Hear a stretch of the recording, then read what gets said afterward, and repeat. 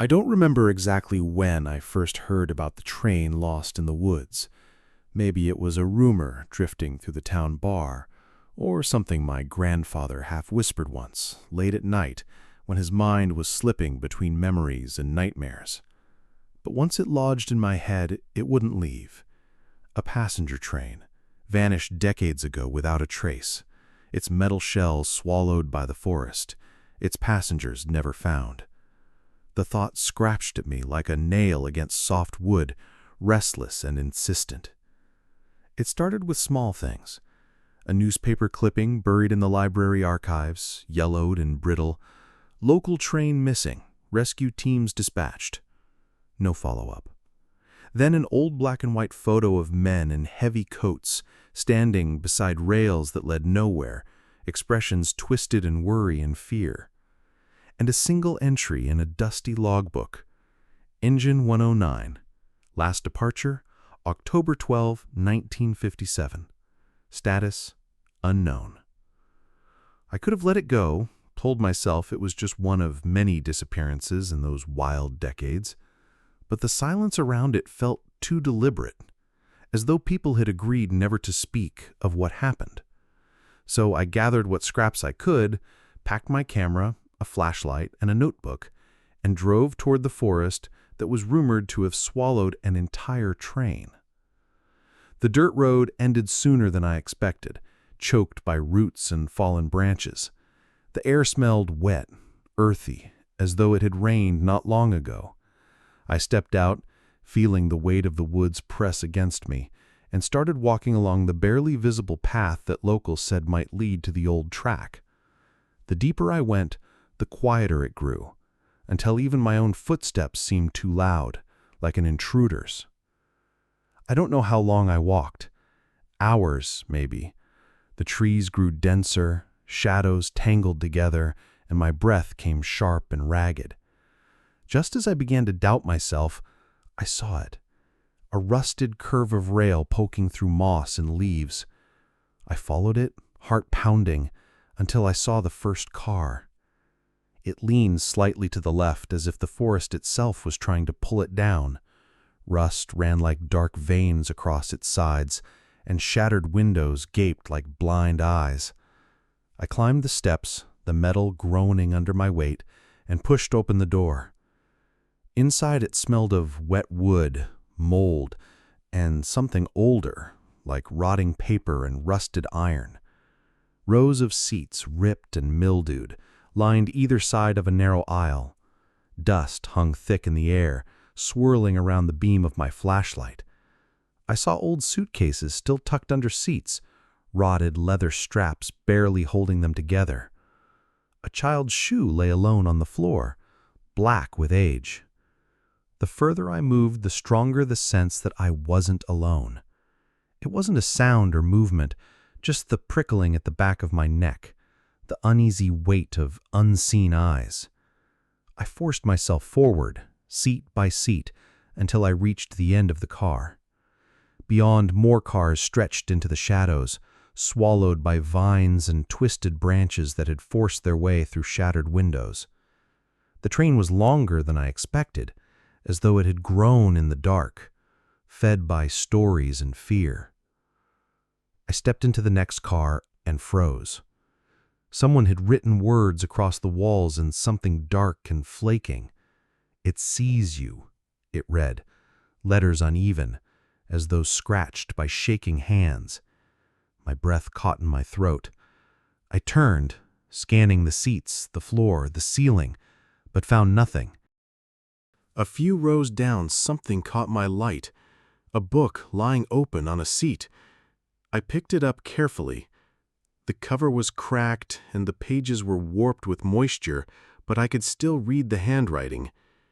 It was a journal, dated from the last days before the train disappeared. The writer spoke of strange noises at night, tapping on windows, voices whispering through the corridors. Passengers began to see shadows moving just beyond sight.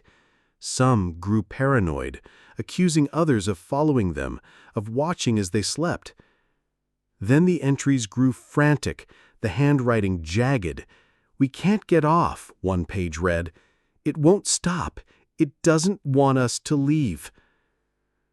I felt the chill creep down my spine. The writer never signed their name, but on the final page, scrawled in letters almost torn through the paper, it said, "If you find this, don't stay. The train is hungry." A sound broke the silence then, a soft scrape, like cloth against metal. My flashlight swung around wildly, catching only empty seats and shadows that danced just beyond reach. My breath came fast, chest tight. Maybe it was an animal, I told myself. Maybe the wind. But the air was dead still. I shoved the journal into my bag and pushed deeper into the train, curiosity and dread tangled together. In the next car, I found more signs that people had been trapped here. Old blankets, scattered belongings, food cans rusted through. On the walls, scratches that looked like they'd been made by fingernails, some deep, desperate, as if whoever made them knew no one would ever find them. I kept moving, each step heavier, the air thicker. My flashlight flickered, and for a heartbeat, the shadow seemed to gather, pressing closer, almost solid. Then the light steadied, and they were gone. At the center of the train, I found something worse. A compartment door, shut tight, its handle rusted. Someone had nailed boards across it from the outside, and across the wood, more words. "Do not open. It waits." I hesitated, breath shaking. Every instinct screamed to turn back, but my hand moved on its own, fingers brushing the wood. The boards were old, brittle. I could break them easily. I don't know why I did it. Maybe I had to see. Maybe part of me hoped there'd be nothing inside and I could convince myself the stories were lies. I pulled at the boards. They snapped with a dry crack, falling to the floor. The door creaked open, revealing darkness so deep my flashlight barely cut into it. Inside was a single figure, hunched in the far corner, clothes rotted and fused to bone. The skull turned toward me, and empty sockets seemed to lock on to mine. For a moment, I couldn't move. My legs felt rooted to the floor, my breath caught somewhere between a gasp and a scream. Then something shifted behind the corpse, a shadow, darker than darkness itself. It pulsed, almost alive, and a whisper slid across the compartment. "Stay." I stumbled back, heart hammering, flashlight trembling in my hand. The whisper came again, softer, almost pleading. "Stay." I turned and ran, feet slipping on the rotted floor, breath burning in my chest. Behind me, the shadows seemed to stretch, reaching, following. I didn't stop until I burst from the last car into the damp, cold air of the forest. The trees felt less threatening now, the open sky above like salvation. I gulped in the scent of moss and wet leaves, trying to steady my racing heart. When I finally dared to look back, the train stood silent, half swallowed by vines and darkness. It hadn't moved, but the sense of watching eyes lingered, crawling across my skin like cold fingers. I thought about running then, leaving and never coming back. But the journal in my bag felt heavy, as though the story inside wasn't finished, as though the train itself had let me leave, this time. And deep inside, against all reason, curiosity burned stronger than fear. I knew I'd come back.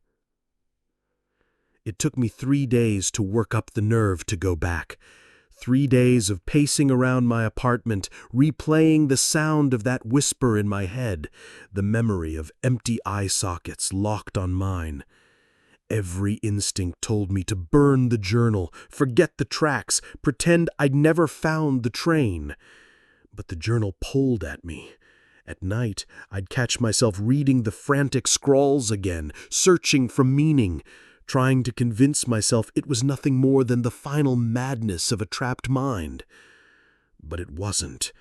I could feel it. The story wasn't done, and part of me, stubborn, reckless, or simply doomed, needed to see what waited deeper in those shadows. The morning I left, the sky was iron gray, clouds hanging low enough to touch. I parked at the same spot where the road ended, the forest standing silent and cold around me. My boots crunched over fallen branches and wet leaves, every sound echoing too loud in the hush. It felt different this time, like the woods knew I was coming. The tracks were still there, rusty veins running through the moss. The first sight of the train, half devoured by vines, sent a shiver down my spine. But there was something else now. Something I hadn't noticed before. Marks in the ground, footprints, or what looked like them. Recent. Someone else had been here. My chest tightened, but I forced myself forward, climbing the broken steps and stepping into the dark. The smell hit me again. Wet rot, old iron, and a hint of something sweeter, more sickly. I swept my flashlight across the seats. Dust motes danced, but everything seemed unchanged. The same torn seats, the same child's shoe lying abandoned. As I moved, the silence grew thicker, pressing on my ears like deep water. My own breath sounded too loud, each step crunching on broken glass and gravel. I passed the place where I'd found the journal, the memory flickering sharp and vivid. The boards I'd torn down still lay on the floor, the broken door hanging open. I didn't look inside. Further into the train, the air grew colder. My breath fogged, and the beam of my light caught something new. Scratches on the walls, fresher than the others. "We see you," they read. Letters gouged deep into the metal, flakes of rust and paint curling outward. My mouth went dry. Who had written that? And when? I kept moving, the fear in my gut twisting tighter with every step. Halfway through the next car, my flashlight caught movement. I spun, heart slamming against my ribs, but saw only shadows and broken seats. My ears strained for sound, but the silence pressed in thicker than before, swallowing even my breathing. I forced my feet forward, step by step. Past the broken windows, past old luggage slumped in the aisles like forgotten corpses. The air smelled worse here, heavier, tinged with something coppery and metallic. At the far end, a door hung ajar. Beyond it, a compartment I hadn't dared to enter last time. My hand shook as I pushed it open, the hinges screaming in protest. Inside, the walls were covered in writing, pages torn from notebooks, letters, photographs pinned with rusted nails. Faces stared out at me, black and white, eyes wide with something like fear or sorrow. Words scribbled over them in frantic loops. It watches. It waits. It feeds.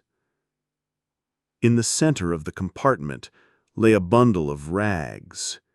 As my light settled on it, the rags shifted. My breath caught. It wasn't rags at all.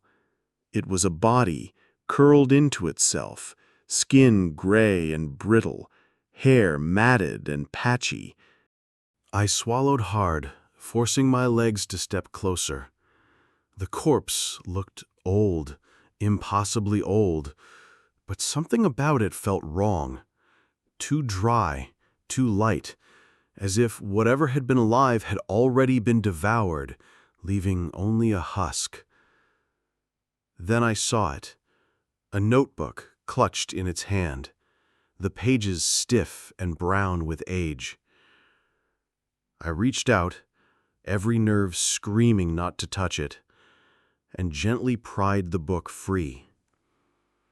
The handwriting inside was different from the first journal, sharper, neater, at least at first. I hear them at night.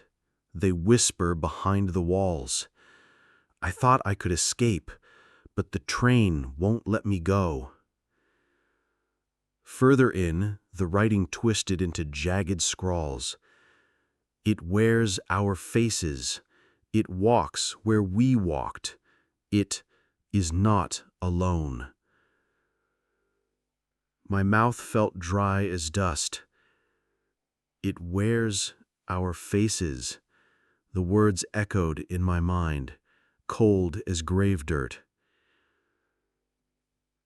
A sound behind me snapped me around. The train door stood open, darkness pooling beyond it.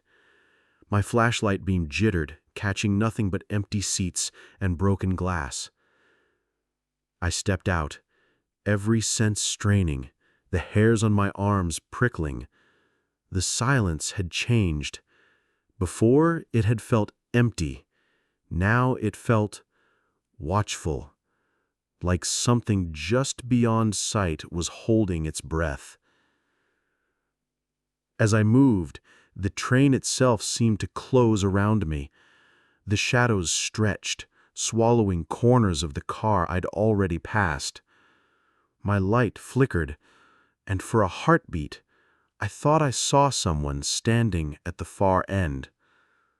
Tall, thin, head tilted as if listening.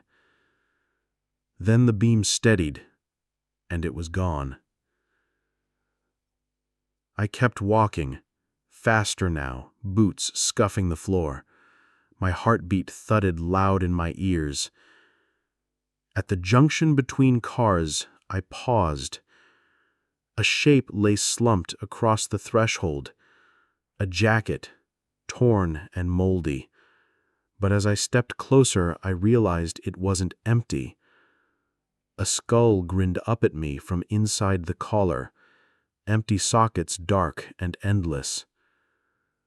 And beside it, scratched into the floor, a single word: run.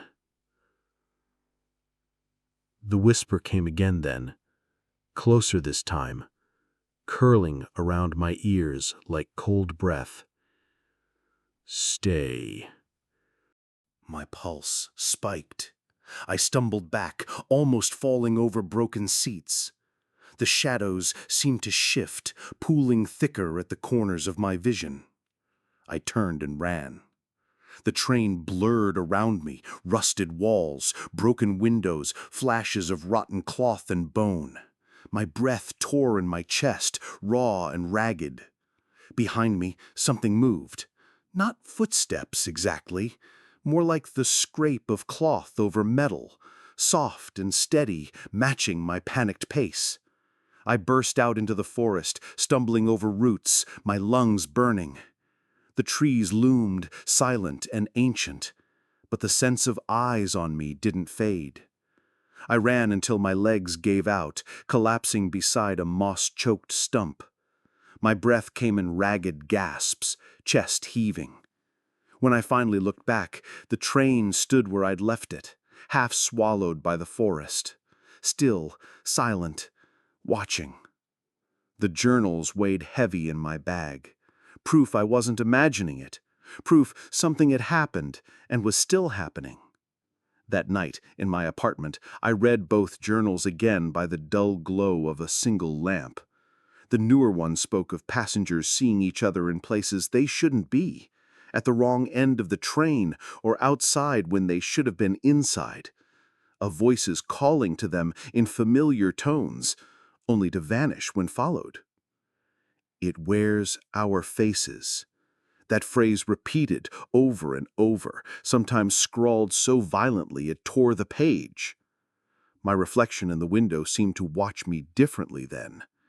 The darkness behind the glass deep and hungry. I tried to sleep, but dreams twisted around me, faces without eyes, long corridors that stretched on forever, and the sense of something old and hollow breathing at my back. I woke just before dawn, sweat cold on my skin, and I knew what I had to do. If the train truly trapped them, if something inside wore their faces and whispered with stolen voices, then there had to be something deeper, something buried further down the tracks, something that explained why the train had never let them go. The fear hadn't faded, but curiosity burned hotter, almost feverish.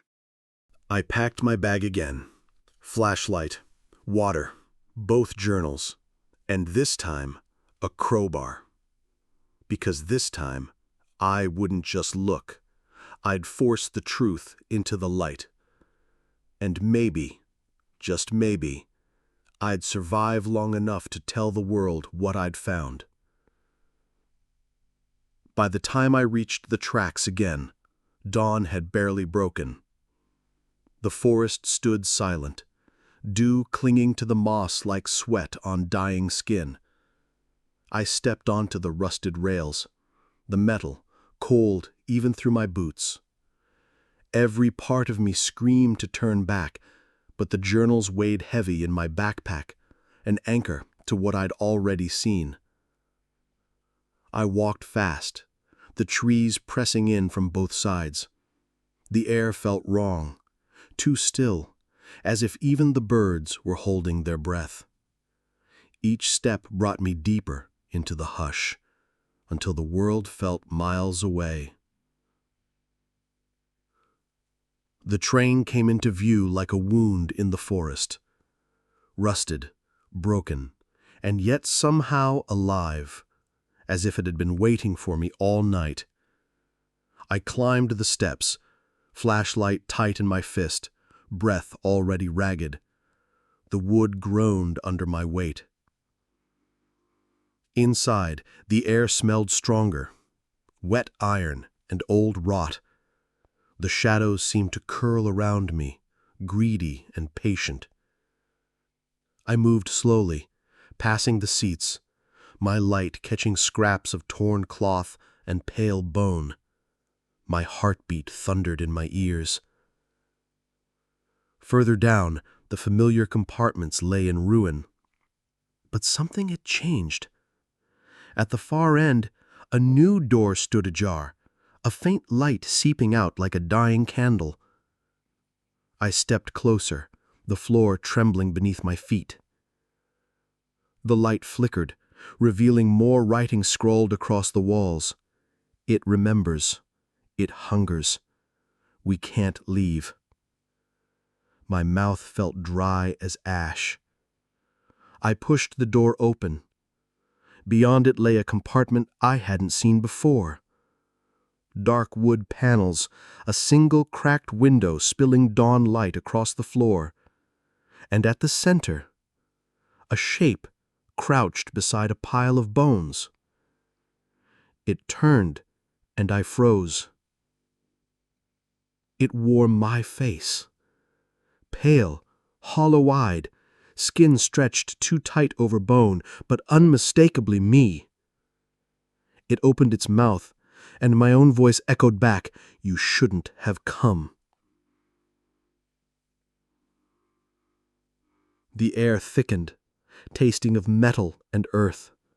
My hand shook, the flashlight beam jittering across the walls. The other me stepped closer, its movements wrong, joints bending at strange angles like a puppet pulled by too many strings.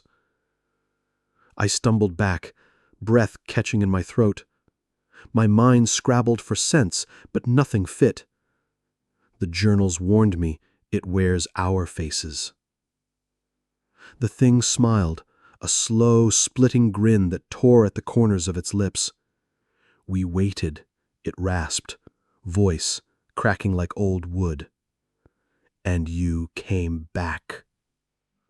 Behind it, shapes moved in the dark. More figures, half-formed, half-human. Empty-eyed passengers draped in torn uniforms and rotten dresses. Their mouths opened in silence, and I felt their gaze crawl across my skin like insects. The other me raised a hand, long fingers curling inward. "You belong now," it whispered. "No," I croaked, voice shaking. "I'm leaving." Its head tilted, bones cracking. "There's nowhere else." I turned and ran, slamming through the door, breath tearing from my lungs. The train shuddered around me, metal groaning like a living thing. Shadows writhed at the corners of my eyes, shapes following just beyond the beam of my light. I stumbled through the cars, heart hammering. Doors slammed shut behind me. Seats seemed to shift, blocking my path. I kicked them aside, splinters biting into my legs. Ahead, a shape loomed, another figure wearing my face, this one older, its skin sagging and gray. Its eyes were wet holes, black as oil. It reached for me, fingers twitching like broken wires. I swung my flashlight, the metal cracking against its skull. The thing reeled back, letting out a rattling hiss.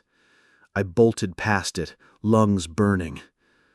At the far end, the last car waited, my only way out. I threw myself through the door and stopped dead. The car was wrong, longer than it should have been, stretching on and on, lined with mirrors cracked and darkened by age.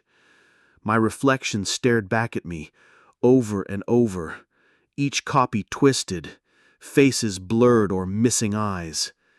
"Go back," the echoes whispered, my own voice bouncing off the glass. "Go back, go back." "No," I whispered, voice breaking. I stepped forward, the mirrors rippling as if they were water. My reflections twisted, mouths opening in silent screams. The air smelled of rot and rust, thick enough to choke. At the end of the car a door waited, wreathed in shadows. But between me and it, something massive coiled in the dark, a shape too big, too still. My light found it, a mass of flesh stitched from countless bodies, faces fused together in silent agony. Eyes blinked blindly, mouths moved in soundless prayer. And at its heart, a figure stood tall and thin, skin the color of bruised wax. Its head tilted, watching me. It spoke without moving its mouth. "You've seen us. Now you're part of us." My legs trembled. "What are you?" I rasped. It stepped closer, shadows clinging to its skin like smoke. "We are the memory, the hunger left behind, passengers that never left." "Why me?" "You came back, and you brought us voices." "The journals." My chest tightened. "What do you want?" It leaned forward, empty eyes inches from mine. "To be remembered, to be fed." The shadows surged forward, cold and heavy, pressing against my skin. My heartbeat roared in my ears, panic clawing up my throat. "No!" I screamed. I turned, smashing the mirrors with my flashlight, glass exploding around me. Reflections shattered, faces twisting in rage and sorrow. I ran, the thing's voice echoing behind me. "You can't run from what remembers you." I stumbled into the next car, falling hard on rotted wood. The journal in my bag dug into my ribs. Voices rose around me, whispers, pleas, laughter. Shapes closed in, faces half-formed, wearing my smile, my fear. At the very end, dawn light glowed through a broken window. I pushed up, every breath a razor in my chest. The floor shifted underfoot, splintering. Hands reached from the shadows, clawing at my clothes, cold as grave dirt. I threw myself forward, crashing through the window in an explosion of glass and rust. The air hit me cold and sharp, and then I was rolling across wet moss and earth. When I stopped, the forest lay silent around me. The train loomed behind, rusted and still, but I could feel it, watching. I staggered to my feet, bleeding from a dozen cuts. The journals lay crushed in my bag, pages torn and wet. But I had them. I turned my back on the train, stumbling toward the faint glow of dawn beyond the trees. The whisper still clung to me, a memory that wouldn't die. Faces flickered at the edge of sight. Back in town, no one believed me. They nodded politely, eyes flat and distant. My story sounded mad even to my own ears, but the journals were real. The bruises were real. And at night, when the world grew quiet, I heard them still, my voice whispering back from the darkness. I moved apartments, changed cities, but the shadows followed. I see them in reflections, passengers and windows pressed against the glass, watching, waiting. And in my dreams I'm back on the train, walking through endless cars that stretch beyond sight. Because once you've seen it, truly seen it, you never really leave. And maybe that's what the journals meant. The train doesn't just trap bodies, it traps memories, faces, voices. And now, somewhere in that rusted maze, something wears my face too, waiting for the next curious soul to step aboard. And if you're hearing this, maybe it's already watching you. It started with the bathroom mirror, a barely noticeable flicker, like static on old glass. At first, Lisa thought it was a trick of the light, maybe a weird refraction near the cracked tile near the sink. But the more she stared, the more she saw it, a shimmer, subtle and rhythmic, pulsing like a breath. She leaned in. For a moment, her reflection lagged behind. Not in a dramatic way, not like in movies, just a slight delay. Her hand lifted.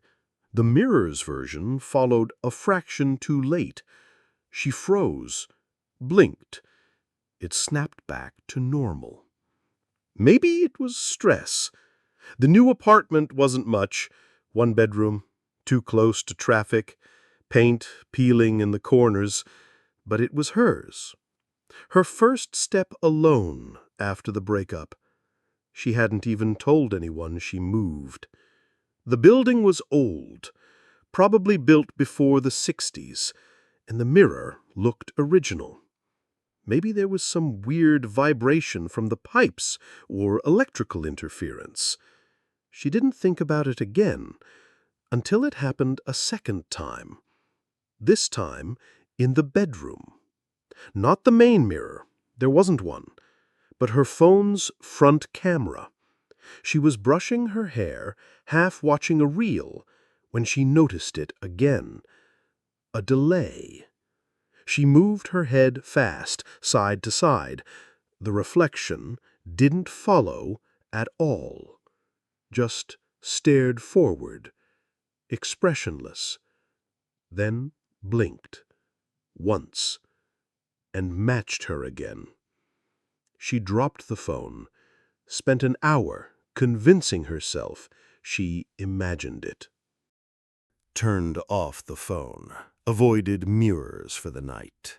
The dreams that followed weren't frightening exactly, just uncomfortable. Long hallways, rooms with no doors, and her own voice calling out, asking things she couldn't understand. She woke up with her face against the glass of the bedroom window, had no idea how she got there. A fog hung outside like smoke. Her reflection stared back at her faintly, warped by the double pane. For a moment it didn't blink. The lights flickered. She backed away. That day she bought a new mirror, a cheap, modern one from a hardware store. Hung it in the bathroom, tossed the old one out. That night she slept better. No glitches, no strange movements, just silence. But the next morning it was back. Not the old mirror, the shimmer on the new one. This time clearer, stronger, like the surface of water trying not to ripple. When she leaned in close, she saw something behind her. A room, not her bathroom, bigger, brighter, full of light and soft yellow wallpaper. She turned around. Nothing there. She looked back. The room in the mirror was still there. No reflection of her own face, just that space. Empty, waiting. Then a shadow moved across the wallpaper, slow, deliberate, and stopped just at the edge of the frame. She turned again. The real world was still empty, but the mirror, it no longer showed her at all, just the room and that shadow, still waiting, still breathing. Lisa covered the mirror with a towel, not to block the image, to block the feeling. The sense of being watched didn't go away. It got worse, like the shimmer had shifted from the glass into her apartment, into the walls. The quiet became oppressive. She started leaving the TV on, just for sound. The voice of strangers was better than hearing the creaks and subtle taps that seemed to echo from behind the drywall. That night, she dreamed of the yellow room again. This time, it wasn't empty. A chair sat in the middle, wooden, plain, facing the corner, like it had been turned away from her deliberately. She couldn't move in the dream, couldn't blink, could only watch as something stepped slowly into the chair's shadow and sat. Then she woke up, breathless, heartbeat ragged. It was 3:11 a.m. The TV was off, dead black screen. She didn't remember turning it off. She walked toward the bathroom, but stopped halfway. The towel had fallen, the mirror was bare, and the yellow room was still there, brighter now. She leaned closer. The chair was there too, and this time it was facing her, empty. She took one step back, and the chair moved, a twitch, like it had rocked back slightly, as if something stood up. She ran back to her bed, pulled the covers over her face like a child, slept in 15-minute bursts. By morning, the shimmer was gone. The mirror looked normal. Her reflection returned. But there was something off. She smiled. Her reflection didn't. She waved. It blinked. She touched the glass. The other her leaned in and whispered something she couldn't hear. Then it faded, like fog on a screen, and the yellow room reappeared. The chair was gone. The mirror remained silent for the rest of the day. She almost convinced herself it was over, until she found the stain. On the wall outside the bathroom, faint but wide, a wash of soft yellow, like wallpaper bleeding through paint. It hadn't been there before. She tried scrubbing it. It didn't come off. That night, she took a photo of the mirror. When she looked at it on her phone, it showed nothing. No bathroom, no reflection. Just that yellow room, a little closer than before. She turned off the lights, crawled into bed, watched the dark, and just before she fell asleep, she swore she heard a chair creak. Lisa didn't leave the apartment for 2 days. She tried several times, put on her shoes, grabbed her coat, even touched the doorknob, but something always pulled her back. A sudden memory, a forgotten task, or just that feeling, the irrational sense that something was waiting on the other side of the door, not outside in the hall, but inside the door itself. Like if she turned it, she'd fall forward into something that wasn't real, or worse, something too real. She started pacing. Every mirror in the house was covered, but she still felt their weight. She still felt the air hum whenever she walked by one, like it was breathing through glass, like it was learning her shape. It wasn't obvious at first, just that same faint wallpaper pattern creeping across the living room wall, like someone had scrubbed it there with nicotine-stained hands. The corners of the room darkened, the shadows deepened unnaturally, even during the day. Her windows no longer let in real sunlight. The light that came through was pale, distorted, like moonlight diluted by fog.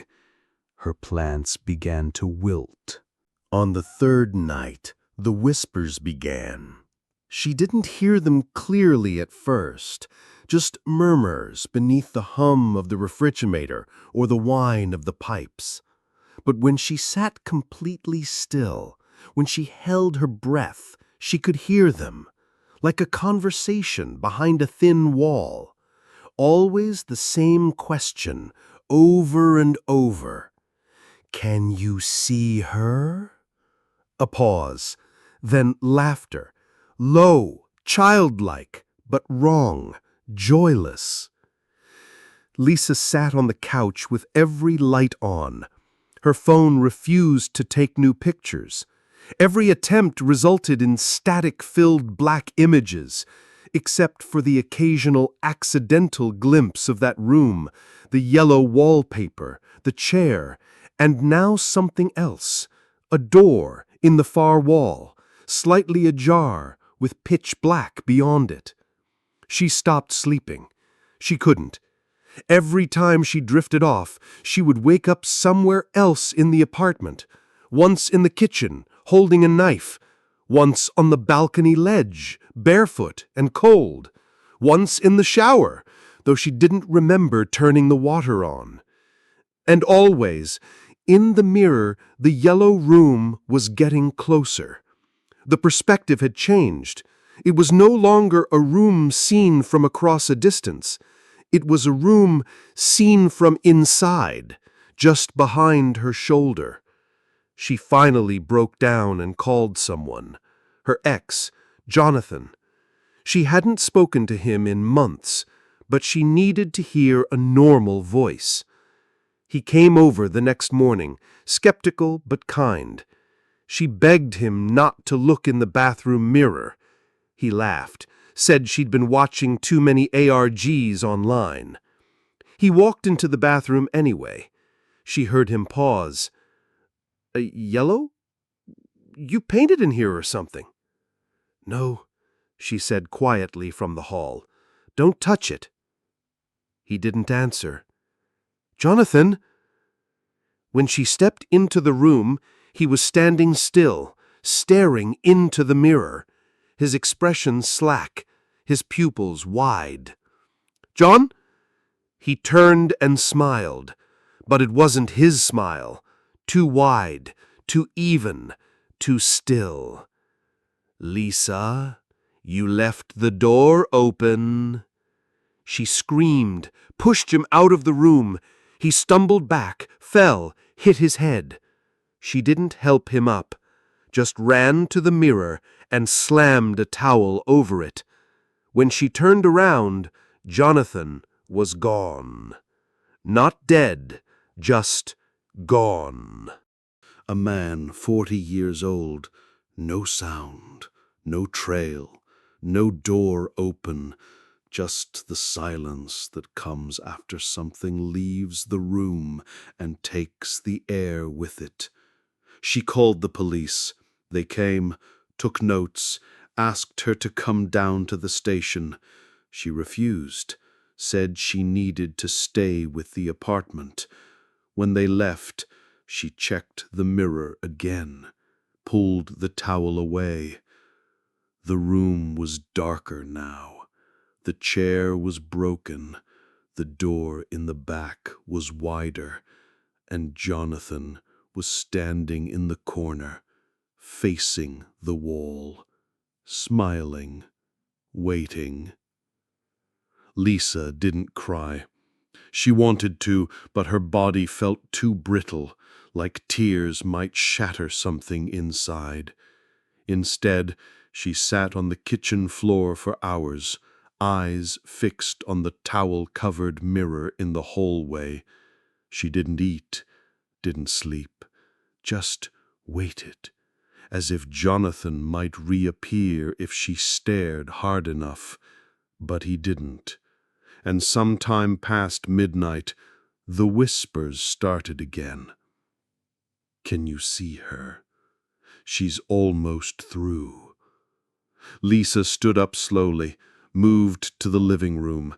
Every mirror was covered, but she still felt them watching, like the walls were made of glass now, and behind them something was pressing against the world, eager to come through. She lit candles, not for comfort, but for light she could trust. Electricity flickered too often. The bulbs were turning yellow, not warm, stained. She thought about calling someone else, but who? Who believes stories about rooms in mirrors and stolen reflections? Instead, she grabbed her phone and began recording everything. Voice memos, videos, written logs, as if documenting her descent could keep her tethered. That night, she dreamed of the yellow room again. But this time, she was inside it. The chair was gone. The door in the back was open. She didn't walk toward it. The floor pulled her. The wallpaper pulsed. Symbols etched themselves into the walls. Eyes, spirals, mouthless faces. She heard breathing, deep, wet, as if something with no lungs was trying to mimic the sound of life. Then, from the doorway, a hand reached out, long, pale, fingers like folded paper. It touched her face, cold, familiar. She woke up on the bathroom floor. The towel had been removed. The mirror was bare. And now, instead of the yellow room, she saw herself, not reflected, but watching, as if through a window. This other Lisa wore the same clothes, but her skin was gray, her eyes black. Her mouth didn't move, but Lisa heard the words, "Switch." The vision faded. Her own reflection returned, but her skin felt wrong, too thin, like something inside her had changed, just a fraction of a degree, but forever. Over the next few days, her apartment transformed. Walls peeled to reveal faded yellow beneath. Mirrors fogged over even when dry. She heard laughter in the pipes, sometimes children, sometimes something older. She tried to leave once, but the front door wouldn't open. The lock turned endlessly, like the lock had no mechanism. The hallway outside shimmered, distorted like heat over asphalt, and voices came from the elevator shaft, screaming, singing. She set up her laptop to record the mirror overnight. In the morning, the video file was 11 hours of static, except one frame. At 3:14 a.m., a face appeared, pressed against the glass. Not hers, not Jonathan's, something else. Twisted, too many teeth. And behind it, the yellow room, full now, with people, all standing, all facing away from the mirror, all silent. That day, Lisa scratched the wallpaper off the living room wall. Beneath it, she found a surface that wasn't drywall. It was smooth, cold, reflective. A mirror, a massive one, sealed into the architecture. She screamed, hit it, covered it with sheets, but it was too late. Now every reflection, in windows, utensils, even her eyes, showed glimpses of that room. And sometimes, if she blinked fast enough, she could see the people turning, one by one, until only one was left, with their back still turned. Her. Lisa no longer trusted light. Lamps hummed too loud. Bulbs blinked too rhythmically, like coded messages. She taped black cloth over every surface that could reflect. But even then, she felt the room breathe. The reflections had moved beyond glass. They were inside walls, the floor, even the air. If she moved too fast, she'd catch glimpses, flickers of yellow where none should be. And always behind her, the sense of a figure mimicking her motion, just a beat too slow. Sleep became an impossible luxury. Her eyes burned, thoughts looped. She began to forget words, timelines, the order of things. Meals uneaten, water untouched. Yet her body endured. Something was keeping her awake, sustaining her, but not healing her. She was eroding. She sat one evening in the center of the apartment, surrounded by lit candles, audio recorders, her phone camera aimed at the mirror now bolted into the wall. The room was quiet, too quiet.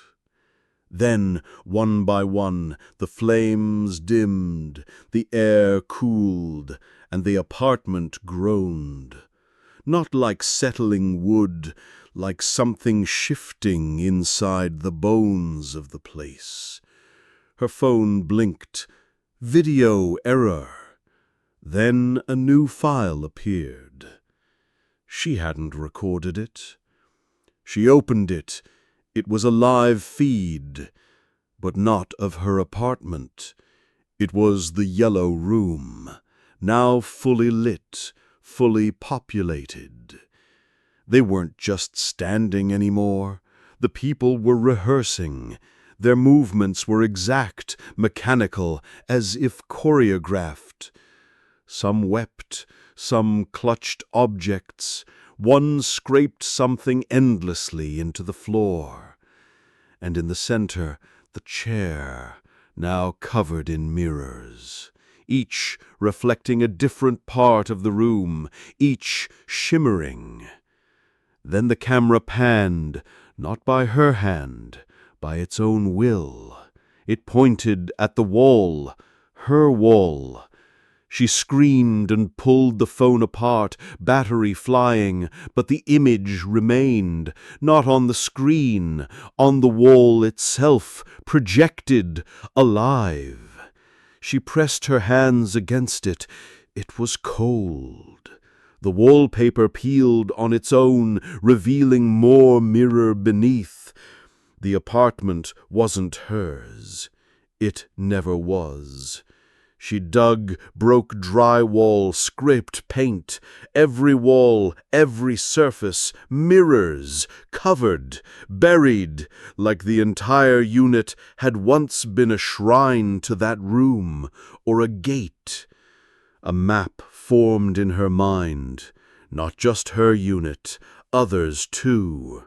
Apartments with maintenance issues, tenants who vanished, all located along a line, a pattern, spiraling inward. At the center, her address. She tried to leave again, pried open the door with a crowbar, found the hallway gone, replaced by a corridor of mirrors, infinite, yellow, whispering. She turned and re-entered her unit, but it wasn't her unit anymore. It was the room. The yellow wallpaper was perfect now. The chair was waiting, and the door in the far wall, the black one, was open. This time, she didn't wake up on the floor. This time, she kept walking. Lisa crossed the threshold without feeling her legs move. The sensation was like being poured forward, consciousness stretching like light through water. She expected cold, but the room was warm, unnaturally so, like air heated by breath. The floor beneath her feet wasn't wood. It shimmered, not mirror, not liquid, something in between. A reflective membrane. Every step created ripples that moved upward, climbing the walls in waves. The room was empty. No chair, no figures. Just the door behind her, closed now. No knob, no hinges, just a seam. She tried not to panic, tried to remember breathing, but even that had changed. Air entered her lungs, thick and slow, like syrup. And then she heard the click. Not a mechanical sound, a mouth, a tongue, something watching her. She turned, and there it was. Not a figure, a fold in the wall, a shape like a human drawn wrong, joints where there shouldn't be joints, skin like paper pressed against wet paint. Its head was long, stretched vertically, eyes drawn too high on the face. And when it opened its mouth, the sound wasn't a voice. It was her own scream, recorded and looped, echoing back at her. It moved like memory, not step by step, but in sequences, blinking forward through space. Each time it advanced, the walls shifted, mirrors forming, showing different versions of Lisa, each in mid-action, running, crying, sleeping, dying. She backed away. Her feet didn't touch the ground anymore. The floor accepted her weight like quicksand, pulling gently. Then the voices returned, all of them. Jonathan, her mother, herself. layered, whispering the same phrase. You are her now. You've always been her. You just forgot. Then came the door. Not the one she entered through, a new one, rising from the floor slowly, mirror first, then frame. And behind it, a corridor of doors, hundreds, thousands, all slightly ajar, all showing fragments of other people's rooms, other people's lives, some sleeping, some arguing, some screaming directly at the mirror. She saw an old man carving symbols into a wall, a woman pulling her own face off like clay, a child hugging a version of La Boubou, and then herself from behind, sitting motionless, eyes black, mouth wide. A choice formed in her mind, not given but implied.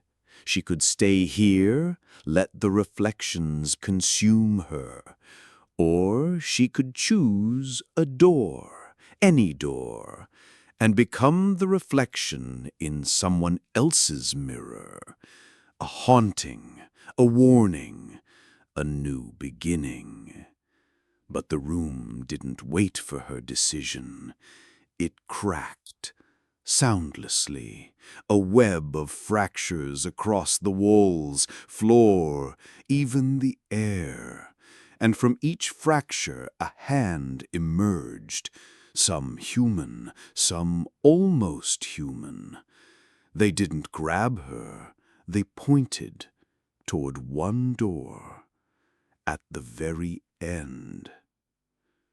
It was wooden, unlike the others, plain, real, and it was hers. She ran, not walked, not floated, ran toward it. Her body became weightless, form unraveling behind her like a smear. The hands did not follow.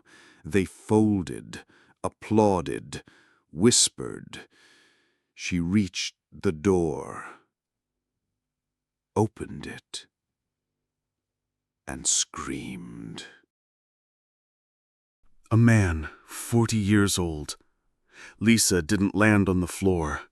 She landed in memory, a version of her childhood home warped by time and reflection.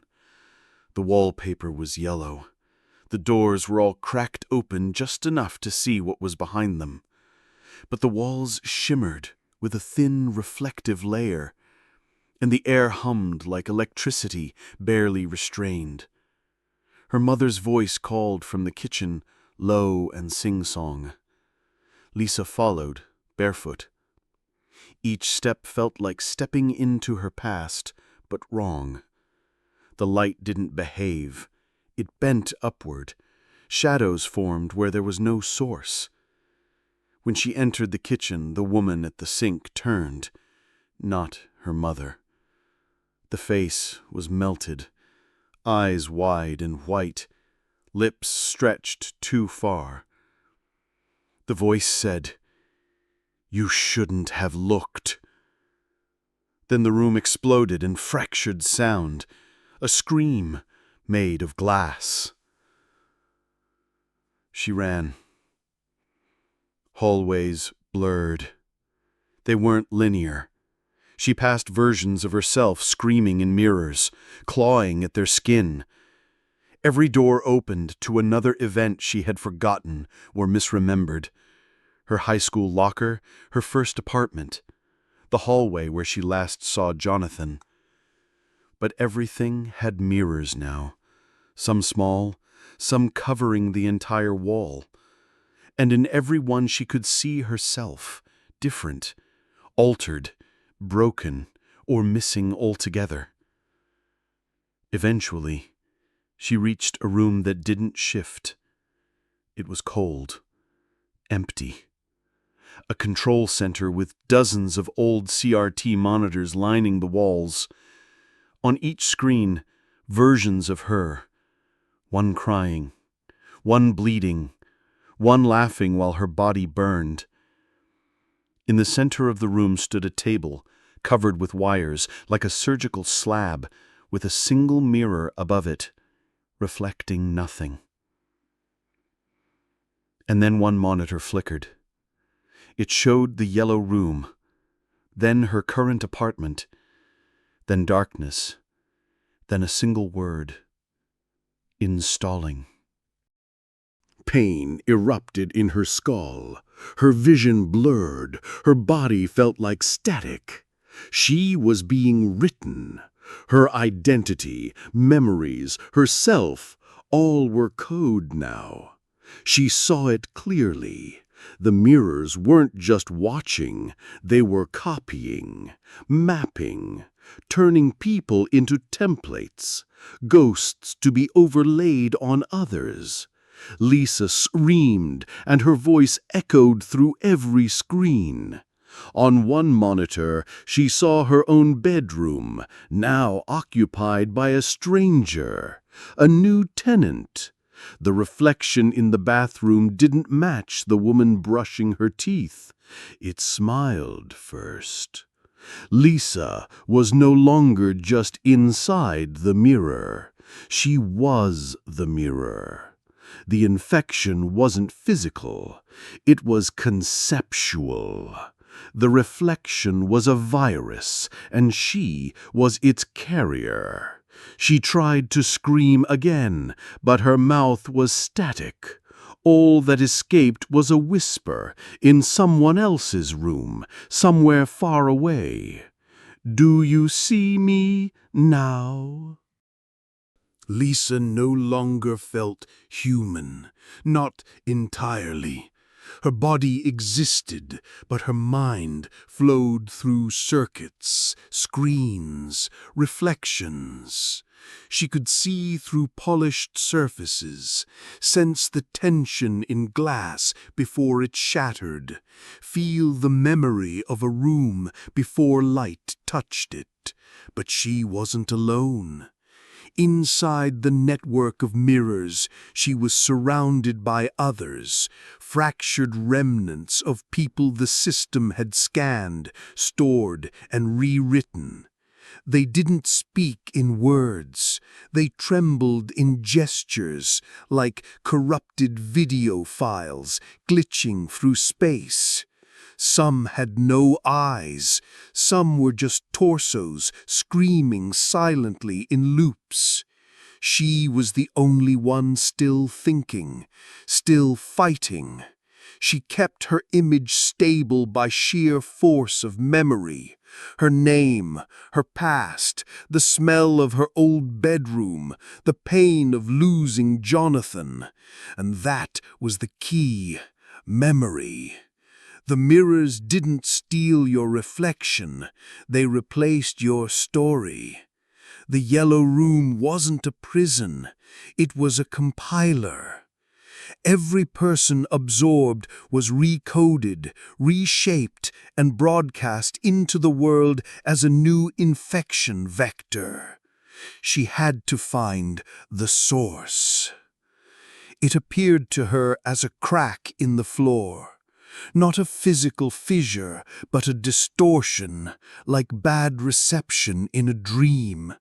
She stepped through it and dropped into a different version of her apartment, cleaner, colder, and occupied. A woman, maybe a version of Lisa, maybe not, stood brushing her teeth, unaware.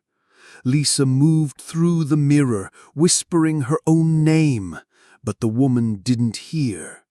Instead, her reflection turned, smiled, then reached out of the mirror and grabbed her. Lisa pulled away, tearing herself from the glass like peeling skin. The mirror shattered, but no sound came, only a pulse, and then the whispers changed. "You're not just the virus," they said. "You're the seed. Lisa felt something awaken in her, a shimmer beneath her skin.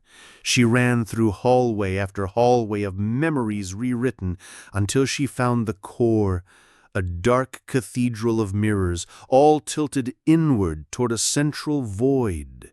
In the center, a figure, skinless, eyeless, pure reflection, constantly morphing.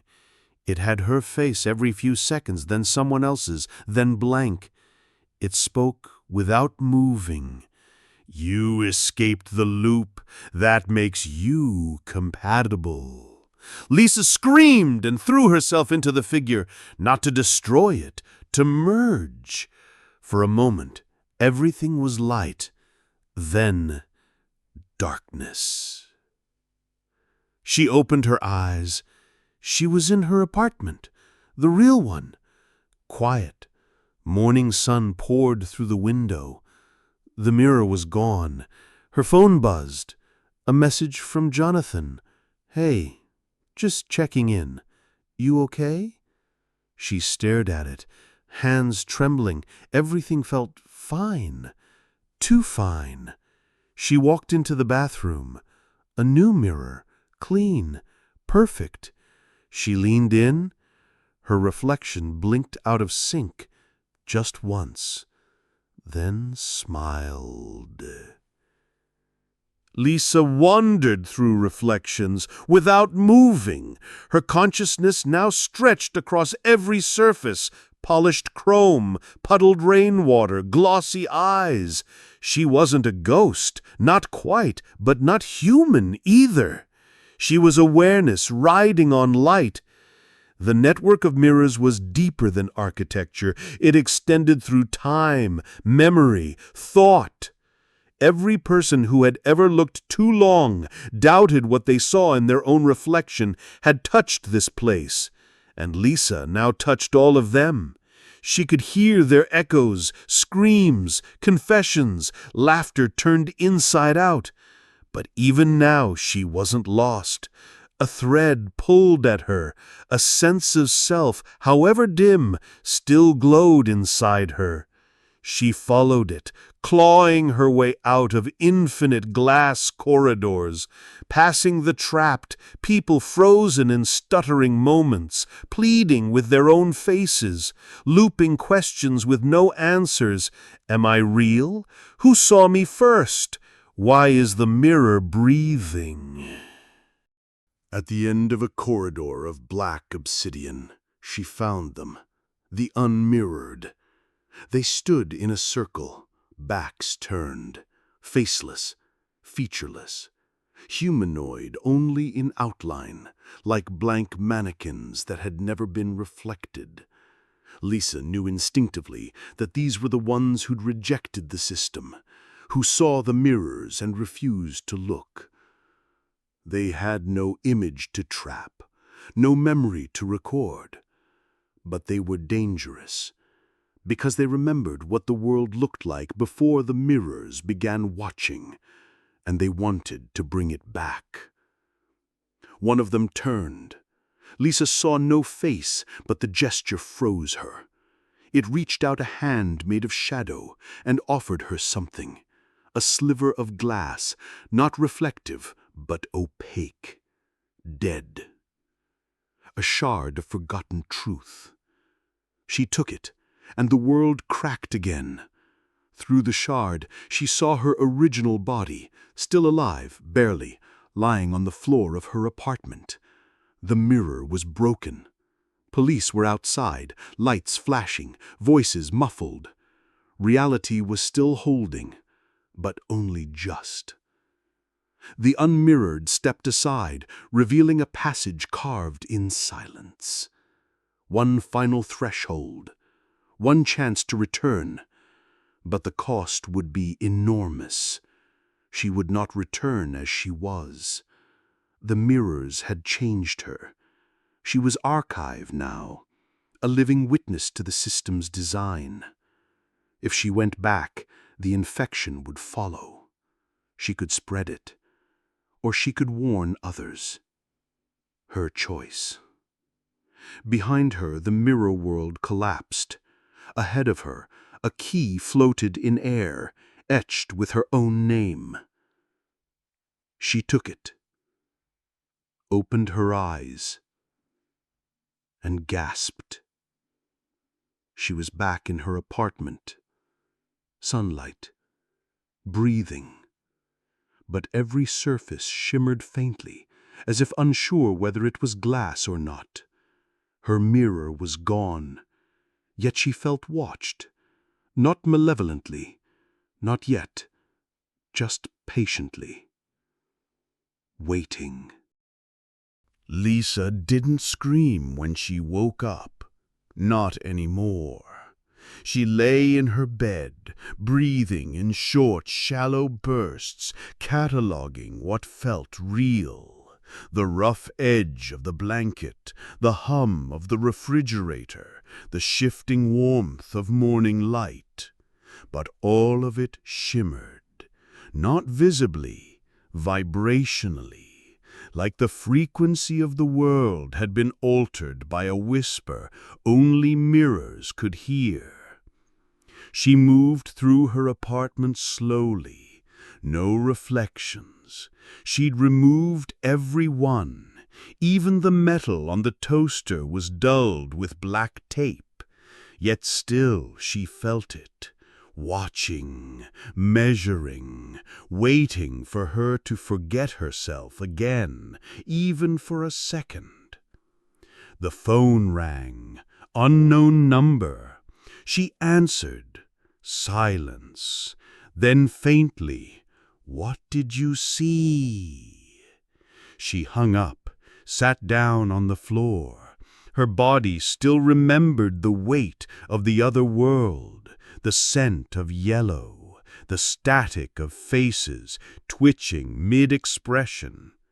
She knew the system hadn't shut down, it had opened.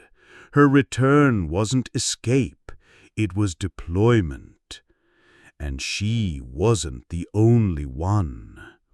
She saw them on the street now, people who blinked a second too late, whose reflections didn't match, children who tilted their heads toward mirrors as if listening, neighbors who smiled with too many teeth when they thought no one watched. She passed them in elevators, on subways, in cafes, in every city, every country. It was global. The reflections had made their choice, and now they were building something. The root image had seeded itself in her. She couldn't destroy it, but maybe, just maybe, she could rewrite it. She began leaving messages, etched into park benches, scratched onto bathroom stalls, spoken softly in places where sound echoed far enough to blur. Warnings, clues. Don't trust the mirror. Look away first. The yellow room is not empty. But she knew what was coming. The final transmission. The moment the system would no longer need glass, when it would reflect itself through people. When eyes would become portals, and she, Lisa, would become its carrier and its last saboteur. On the anniversary of Jonathan's disappearance, she walked back into her old bathroom. The walls were repainted, the mirror replaced. She stared into it silently. Her reflection stared back, perfect, familiar. Then it blinked, one beat late, and whispered with her own voice, "Now it's your turn." I shouldn't have taken that last turn. You know that feeling when the air itself feels wrong? When every instinct screams at you to stop, to turn around, but something, stubbornness, pride, curiosity, pushes you on. That's what I felt the night I found the hotel. Or maybe it found me. My name's Alex Mercer. I run a YouTube channel called Forgotten Paths, Urbex, Abandoned Places, Local Legends. 40,000 subscribers. Not big, but enough to matter. Enough to make me risk more than I should for footage. But that night wasn't about views. That night felt like stepping off the edge of the world. It started as a normal shoot, an abandoned truck stop out past Highway 17. Empty diner, old neon signs, broken pumps. The kind of place that smells rust and mildew and old regrets. I filmed B-roll, narrated into the mic, tried to summon my usual energy. Around 2 a.m., I decided to wrap it up and drive home. The highway was empty, my only companions the hum of tires and the occasional whisper of wind across the asphalt. And then I saw it. A glow ahead. Not headlights, something softer. Yellowish, like dusty lamps behind old curtains. My chest tightened. There shouldn't have been anything out here. I'd checked the maps. But there it stood. A hotel. 3 stories, maybe 4. Victorian style. With rotting balconies, cracked windows, and a weathered sign whose letters were too faded to read. But the lights were on. It was absurd. In the middle of nowhere, a lit hotel at 3 a.m. Every instinct told me to keep driving, but every urbex bone in my body buzzed at the chance. I parked, grabbed my camera, and walked toward it, heart pounding. As I got closer, I saw the entrance. Tall, double doors, one slightly ajar as if waiting for me. The air felt heavy, electric. The camera in my hand felt strangely light, like I wasn't really holding it. I stepped in. The lobby smelled of old wood and something sweet, almost cloying like rotting flowers. A grand staircase curled upward into darkness, and cracked marble tile stretched out underfoot. Behind the front desk, a guest book lay open, its pages yellowed and brittle. The strangest thing? Soft music. Faint, from somewhere deeper inside. A piano playing a slow, mournful tune, just out of sight. I lifted my camera and started recording, whispering commentary for the video. My voice trembled. I couldn't help it. Okay, guys, this is insane. There's power here. Lights on the ground floor. And music? What the hell? As I panned around, the camera's night mode picked up movement, or thought it did, a blur at the edge of the frame. When I turned, there was nothing. I should have left, but the pull was too strong. I followed the music past the lobby into a lounge area. Broken chairs, shredded velvet cushions, a grand piano in the corner. Its lid was closed, and still the music played. That's when the air grew cold, sharp and sudden, like stepping into a freezer. My breath fogged before me. I backed away, heart pounding louder. I thought it would drown out everything else. Then the music stopped. I whispered into the mic, "If there's anyone here, I mean no harm. I'm just exploring." Silence. I kept moving. Deeper into the first floor, I found a dining room, its table still set with dusty silverware and plates stained with black mold. Cobwebs draped everything like funereal veils. At the far end stood a mirror taller than me, its glass cracked into a web of jagged lines. For reasons I can't explain, I raised my camera to film my reflection, and saw someone standing behind me. I spun around, empty. My heart pounded so hard it hurt. The hotel felt alive, as if it were watching me, breathing around me. I made my way back to the lobby, glancing at the guest book. The names were smudged, impossible to read, but one date was clear. July 1901. Over a century ago. I told myself it was part of the charm, part of what made the footage compelling, but part of me, deep inside, knew it wasn't right. Just then, a creak from the staircase, like someone shifting their weight. I turned, camera up.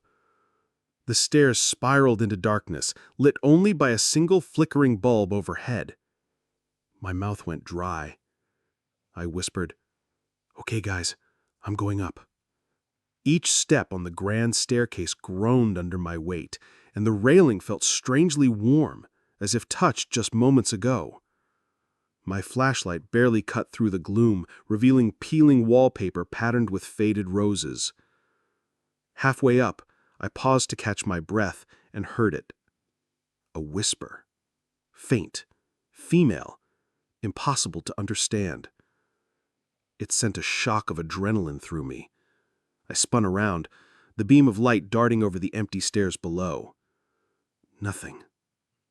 At the top, the corridor stretched out in both directions, lined with numbered doors. The air smelled of mildew and something metallic, like rust or blood. I picked the nearest door, 203, and turned the knob. It opened with a sigh. Inside, the room was frozen in time. A bed with its sheets yellowed and torn, an old wardrobe missing its doors, and a cracked porcelain basin under a dusty mirror. As I panned my camera, something caught my eye in the mirror. Faint letters traced into the grime, as if by a finger. I stepped closer, my breath loud in my ears. It said, "Leave now." The letters were fresh, the streaks clean compared to the rest of the dirt. My hands shook so hard I almost dropped the camera. I backed out, heart pounding, whispering, okay, maybe this was a mistake." But curiosity is a cruel master. The next room beckoned. Room 205 had its door ajar. Inside, the same decay, but also a child's doll lying on the floor, its porcelain face cracked, one glass eye missing. When I stepped closer, the remaining eye rolled and stared directly at me. I stumbled back, gasping, the camera jerking wildly. The doll had moved, I was sure of it. But when I forced myself to look again, it lay still, blank and harmless. My skin crawled with invisible insects. The hallway seemed longer than before, stretching into darkness without end. I felt watched, every hair on my neck standing up. My breaths came ragged, loud in the suffocating silence. Then the faint piano music returned. But now it sounded wrong, slower, broken, notes bending out of tune. I turned back toward the staircase ready to run, but something stopped me. At the far end of the hallway stood a figure. Dressed in tattered clothes, skin pale as bone, face hidden in shadow. I raised the camera, whispering, Who are you?" No answer. The figure lifted an arm, slow, deliberate, and pointed at me. The lights overhead flickered violently, and for a split second, I saw its face. It wore my face, twisted, rotten, eyeless sockets staring back. The camera slipped from my trembling hands and crashed to the floor. In that heartbeat, the figure vanished, leaving only darkness and the echo of my own panic breathing. I grabbed the camera, the lens cracked but still recording, and ran. Down the hall, down the stairs, through the lobby. The piano music twisted into laughter, soft, mocking, impossible to locate. At the door, I turned back, breathless. In the guest book, a fresh line of writing had appeared. "Welcome back." My hand froze on the handle. A memory, sharp and disorienting, flashed through me. Standing in this lobby as a child, holding someone's hand. a woman's voice whispering, "This is home now." I stumbled outside into the night, heart drumming like a war drum. I stepped into the cold night air, lungs burning, sweat chilling fast against my skin. But as I looked around, my heart dropped. The world outside the hotel wasn't the same. The road leading away from the hotel was gone, swallowed by an impossible black fog. The trees that had lined the driveway twisted skyward like skeletal hands, their branches writhing slowly, impossibly, as if alive. Behind me, the front doors of the hotel slammed shut, the echo rolling across the empty yard. My camera picked up the thud, the only proof this wasn't my imagination. I tried my phone again. No signal. The battery dropped to 2%, then died without warning. Total silence wrapped around me, thick as the fog now, creeping closer, swallowing the path, the trees, everything. Only the hotel stood clear behind me, windows dark, yet something moved within them. Silhouettes crossing from room to room, gliding rather than walking. Panic clawed at my throat, but curiosity still dug its hooks deeper. I whispered to myself, "Just get back inside, find another way out." And with shaking legs, I turned and pulled the heavy doors open. The lobby was no longer empty. Rows of suitcases lined the floor, old, worn, with name tags faded and peeling. As I stepped closer, I saw something worse.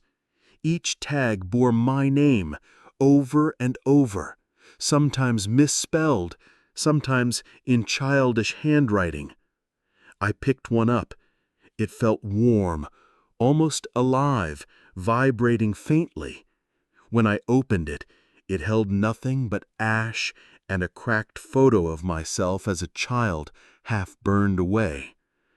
A whisper, barely audible, came from the pile of luggage. "Don't remember. Don't remember." The piano music rose again, clearer, calling me deeper into the hotel. The melody was haunting, familiar, like a lullaby long forgotten. Past the lobby, I followed it down a corridor lined with faded photographs. All the faces had been scratched out, except one, my own, as a young boy, standing in front of this very hotel. A memory surfaced, unbidden, laughter echoing in the hall, the smell of burning candles, a woman's hand ruffling my hair. But the memory slipped away as quickly as it came, leaving only the cold sweat dripping down my back. At the end of the corridor, a set of double doors waited. The music grew louder behind them. I pushed them open. The ballroom, once grand, lay rotting and broken. Chandeliers hung at odd angles, shards of glass crunching underfoot. And in the center stood an old piano, its black paint blistered and flaking. Seated at the keys, back turned to me, was a woman in a tattered dress. Her hair hung in lifeless strands, skin gray and papery.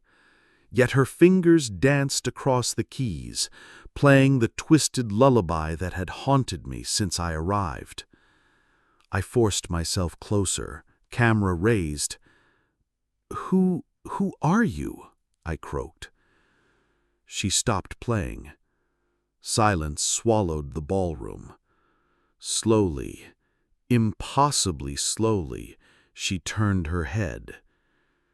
Where her face should have been, there was nothing but a smooth, pale surface, blank, like a porcelain mask with no features. Yet somehow I felt her watching me, staring through me. Then, in a rasp like dry leaves, she whispered, "You should have never come back." The chandeliers overhead began to sway, dust pouring down like snow. The piano let out a single discordant note that echoed forever. I stumbled back, nearly dropping the camera again. The woman rose from the bench, her movement unnatural, as if pulled by invisible strings. She raised a hand, pointing behind me. I turned and saw a mirror, tall and cracked, leaning against the far wall. In its reflection, I wasn't alone. Dozens of figures stood behind me, all dressed in funeral black, their faces blurred and wrong, heads tilting in silent judgment. Panic drowned out every thought. I bolted from the ballroom, the woman's whisper chasing me down the hall. "You can't leave. You belong here." Corridors twisted, changing behind me. Staircases led to brick walls. Windows showed only swirling fog. Every turn brought me back to the lobby. The guest book lay open on the counter again. Fresh words appeared, as if written by an unseen hand. "Stay forever." My heartbeat was a hammer in my chest. The walls pulsed and breathed, the whole building alive and hungry. I had to get out. Any way, any price. I smashed through a side door, splinters slicing my arm. Outside, the fog had receded, just enough to show a narrow, overgrown path winding toward the woods. The moment my feet hit the path, the hotel let out a groan, like something waking from a deep sleep. I didn't dare look back. Branches whipped my face, roots caught my ankles, but I kept running, lungs on fire. Somewhere behind, footsteps echoed mine, always a step behind, never catching up. Finally, I burst into a clearing. Moonlight spilled onto ancient gravestones, crooked and sinking into the earth. At the center stood a single fresh grave, soil still turned. A crude wooden marker bore 2 words burned into the wood. My name. My blood froze. The date beneath was today. Before I could move, a cold hand gripped my shoulder. I spun around, and the last thing I saw before everything went black was the blank face of the woman from the ballroom, inches from mine. When I awoke, I was lying on the hotel steps. The dawn light painted everything gray and dead. My camera, cracked and battered, lay beside me. I checked the footage, hands trembling. Every clip was corrupted, overexposed, nothing but static. Except for the very last frame. My own face, eyes wide in horror, and behind me, dozens of featureless figures reaching for me. The sun rose, weak and colorless, as if drained by the nightmare of the night before. My breath fogged in the cold air, but I couldn't feel the chill. All I could feel was dread, heavy, sticky, clinging to my skin. The hotel loomed behind me, windows dark and watching. I should have run. I should have left this cursed place far behind. Instead, I went back inside. The lobby felt different in daylight, more alive, more ruined. Cobwebs draped the broken chandeliers, dust turned the floor into a gray shroud. The piano stood silent, keys yellowed like old teeth, but the guest book still lay open on the counter, and new words had appeared overnight. "Welcome back, Ethan." My name, written in the same spidery hand. Every instinct screamed at me to flee, but something stronger kept me rooted, a gnawing need to know why. Why did this place know my name? Why had it shown me those impossible memories? And why did I remember the woman's touch, though I had never seen her before? I picked up the camera. The lens was cracked, but it still turned on. Through the viewfinder, the hotel looked different. Colors deeper, shadows thicker, as if the camera could see what my eyes couldn't. Driven by fear and fascination, I followed the corridors deeper into the hotel. The deeper I went, the more the building seemed to remember itself. Wallpaper brightening, light fixtures flickering back to life. On the second floor, the hallway was lined with doors, each bearing tarnished brass numbers. Room 213 caught my eye. The number was scratched over and over, as if someone had tried to erase it, but failed. I tried the handle. It turned under my hand. The room smelled of stale flowers and old secrets. The curtains were drawn, but thin light bled around the edges, carving long shadows across the faded carpet. An old vanity stood against the far wall. Its mirror was cracked, but in its reflection, the room wasn't empty. A figure sat on the bed, a man in a suit decades out of style, his face turned away. My breath caught. "Hello," I whispered. The man didn't move. I took a slow step forward. The boards creaked under my weight. At the sound, the man's head turned. His eyes were hollow, empty sockets, yet somehow still seeing me. His mouth opened, but no words came, only a low choking sound, wet and gurgling. Through the camera, the man looked sharper, more real, his ruined face twisted in terror. He raised a shaking hand, pointing to the vanity. Heart hammering, I approached the vanity. Dust caked its surface, but something lay half buried, a photograph, edges burned and brittle. I lifted it gently. In the photo stood a woman, the same woman from the ballroom, her face still a smooth mask, and beside her a boy of 7 or 8. The boy was me. The photograph slipped from my fingers. When I looked back, the man on the bed was gone. Only the deep imprint of his weight remained in the dust. I backed out of the room, pulse roaring in my ears.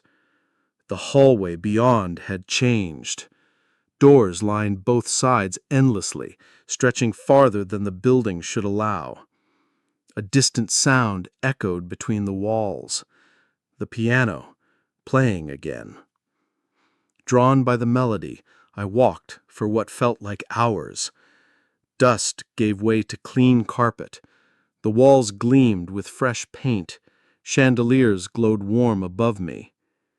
And voices drifted from ahead. Muffled laughter, footsteps, the low hum of conversation. I rounded the corner and stepped into the past. The ballroom was alive, filled with elegantly dressed guests dancing under golden light. Waiters moved between tables, trays balanced expertly. No one seemed to see me. Yet when I raised the camera, every head turned in unison, faces blank and featureless. The music faltered, guests froze, their bodies locked in grotesque mid-motion. The woman at the piano stood slowly. This time, when she turned, her face bore features, my mother's face, pale and cold. "Ethan, why did you come back?" "I don't remember," I stammered. She raised a hand, and the room darkened. The guests crumbled into ash where they stood, falling silently to the floor. Only she remained, watching me with sad, accusing eyes. "You left us," she said. "I don't remember," I repeated, tears burning my eyes.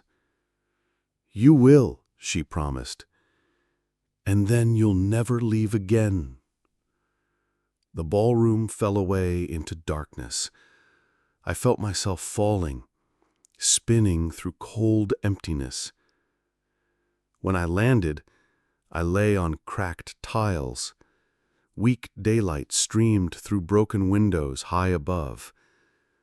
I was in the hotel's basement. The air was damp, thick with mold. Rusted pipes ran along the ceiling, dripping water into dark pools. In the corner stood a door, its wood rotted and blackened. Carved into it, barely legible, was a single word: family. Hands trembling, I pushed it open. Inside was a small room. Shelves lined the walls, cluttered with dusty keepsakes, children's drawings, broken toys, a woman's hairbrush. A single candle flickered on a table, illuminating something pinned to the wall. Dozens of photographs. In every photo, there was a boy, me at different ages, smiling, crying, playing. And beside me always the same woman. Sometimes her face was clear, loving. Other times it was the blank mask.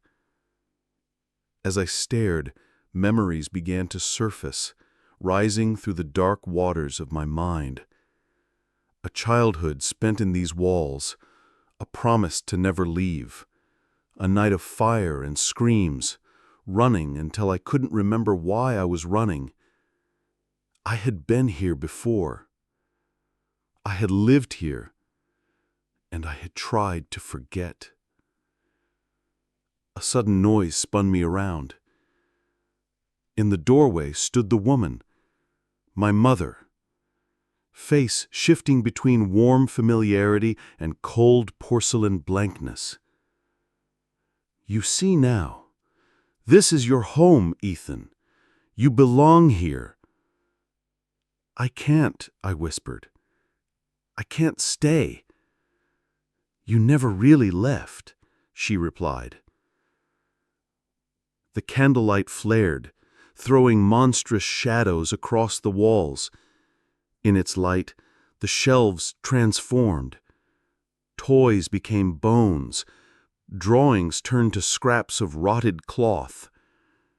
My head pounded with memories not fully mine. Lullabies sung in the dark. Warnings never to open the wrong doors. The punishment that followed when I did. And a final terrible memory. Setting the fire, my small hands striking the match. The guilt, the horror, and the escape. "I didn't mean to," I sobbed. "I know," she whispered, "but you still belong to us." The walls closed in, the candle's flame bending toward me like a living thing. The camera slipped from my grasp, shattering on the stone floor. In its flickering screen, I saw myself, eyes wide, skin gray, features fading into smooth nothing, becoming one of them. The woman stepped closer, her hand cold on my cheek. "It's time to remember, Ethan." As darkness claimed me, I heard the piano begin to play again, and for the first time, I remembered the melody. It was the song she sang to me when I was a child. I awoke on the cold basement floor. The air tasted of soot and ash. My breath came ragged, each inhale scraping my lungs like broken glass. The candle had burned out, leaving nothing but a pool of hardened wax. But I wasn't alone. She stood over me, The woman from the photos, my mother, her face shifting between warmth and the smooth, eyeless mask. You finally remembered, Ethan. Now you can stay. Panic surged in me. I don't belong here, I rasped. She shook her head slowly, sorrow in her shifting features. You always belonged here. You tried to run from what you are, but blood remembers. I scrambled back, my hands scraping raw against the stone floor. My fingers brushed broken glass, the shattered camera. Through the fractured lens, the room twisted, shadows crawling like living things. In its cracked screen, I saw not just myself, but another Ethan, pale, hollow-eyed, watching from behind the glass. The reflection whispered, barely audible, "You can't leave." I staggered to my feet, pushing past the woman. The basement door loomed ahead, half rotted, hanging from rusted hinges. I ran. Corridors twisted, warping as I moved. Walls rippled like water. Doors opened and slammed on their own, mocking my escape. But I kept running. Somewhere above, I heard the piano again. Slow, deliberate notes echoing through the emptiness. The melody tugged at me, pulling me back. Memories bled into my mind, a childhood spent in these halls, learning to fear what hid behind every locked door. A promise whispered by candlelight. Never leave. I burst from the basement into the lobby. The once grand hall was ruined, chandeliers shattered, marble cracked, dust thick enough to choke. But through the grime, shapes stirred, figures, pale and blank-faced, emerging from shadows. They moved silently, surrounding me. In desperation, I lifted the camera. Through its fractured eye, the figures appeared clearer. Their faces weren't blank, but forgotten. Features worn away by years of waiting. Among them, I saw myself, an older Ethan, skin ashen, eyes empty. He raised a hand, mirroring my own movement. I lowered the camera, my heart pounding. The figures stepped closer. "Stay," they whispered together, voices like wind through dead leaves. I backed away, stumbling over broken tiles, until my back hit the reception desk. Behind it lay the guest book. Its pages flipped on their own, stopping on a fresh entry. Ethan Graham, returned. The word returned bled ink across the page, letters twisting into shapes that hurt to look at. My hands trembled as I slammed the book shut. A sudden movement drew my gaze upward. At the top of the grand staircase, she stood, my mother, her face frozen in a single expression: sadness, loss, acceptance. "You can't leave, Ethan," she called softly.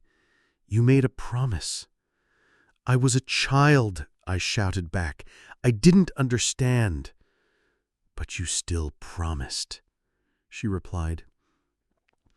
The figures moved closer, closing the circle. Through the camera's lens, I saw them not as strangers, but family, uncles, cousins, grandparents I had long forgotten, all lost to the hotel's hunger.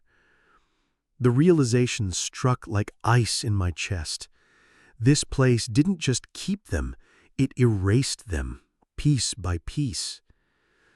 The piano's melody changed, growing darker, each note dripping like water in a cavern. A door behind the staircase creaked open. Cold air spilled into the lobby, carrying the scent of earth and stone. I ran for it. The passage led down, deeper than the basement. Walls wept moisture, stones slick beneath my hands. At the end, I found a chamber, carved from the bedrock itself. A pool of black water lay at its center, still as glass. Around it, stone plinths held relics, toys, letters, fragments of bone. The air vibrated with something ancient, waiting. Drawn by terror and something darker, a need to know, I stepped closer to the pool. Its surface shimmered, showing not my reflection, but memories, the night of the fire, my escape, and the people left behind. Then, deeper memories. Children led into the dark, their faces turned blank as the hotel consumed them. My mother's voice echoed behind me. "This is where it keeps us, Ethan. Where it keeps what it takes." I turned. She stood at the chamber's entrance, candle in hand. "You ran once, but you can't run forever." I shook my head. "I won't stay." Her face hardened, porcelain mask re-emerging. "Then you will forget again, and the hotel will start over." I realized the horror. I had fled before, but each time it had dragged me back, erasing who I was until nothing remained. And it would do so again and again. A choice lay before me: run and forget, or face what I was part of. I stepped toward the pool.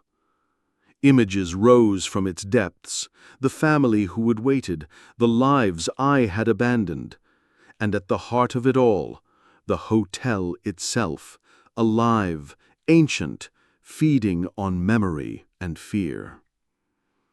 My mother offered the candle. "Light shows truth, but truth binds." I took it, hand trembling. Its flame flickered across the water, and the chamber revealed itself fully, walls covered in faces, smooth and blank, carved into the stone. Each was a memory consumed. The water rippled, and in it I saw my own face, half-formed, fading at the edges. "Who am I?" I whispered. My mother's reply was almost gentle. "What's left of you, Ethan, what the hotel hasn't taken." A terrible thought dawned. Maybe I couldn't leave because part of me had never wanted to. The hotel had given me family, a place to belong, even if twisted and cruel, and part of me longed for that belonging. The candle dipped toward the water. If I let it touch, I knew I would remember everything, but I would be trapped forever, part of the hotel's living memory. If I snuffed it out, I could run, but lose myself again. Tears blurred my vision. The faces in the stone seemed to watch, waiting. "I'm sorry," I whispered. To whom, I didn't know. I plunged the candle into the pool. The chamber erupted in light. The water boiled, steam rising in twisting shapes. Memories flooded back, laughter and love, fear and betrayal, a childhood stolen by something older than stone. Faces I had forgotten pressed against my mind, each demanding to be remembered. The pain was blinding, exquisite, and when it faded, I stood, candle guttering in my hand. The hotel had not vanished. Its walls still pressed close, alive with whispers. But I remembered, all of it. My mother stood beside me, her face finally clear, no longer shifting, but human. "Welcome home, Ethan," she said softly. I wept, not in fear, but in release. We climbed back to the lobby together. The figures watched us, no longer blank, but bearing the faces of family I once knew. I met their gaze, and they nodded, silent acceptance. Through the broken windows, dawn painted the sky with pale light. I realized I could walk away and keep the memories this time. Or I could stay, as guardian of what was left. I stepped to the doorway. Behind me, the piano played its last notes, fading into silence. I turned back once, meeting my mother's eyes. She smiled, a sad, knowing smile. I won't forget again, I promised. And for the first time, the hotel was silent.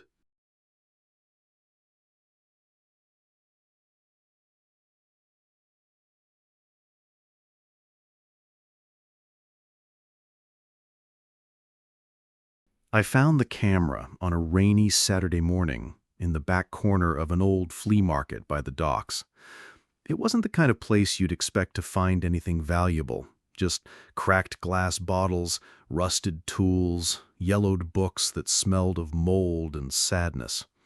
But there it was, half buried under a pile of broken toys, an old box camera with worn leather edges and brass fittings dulled by time.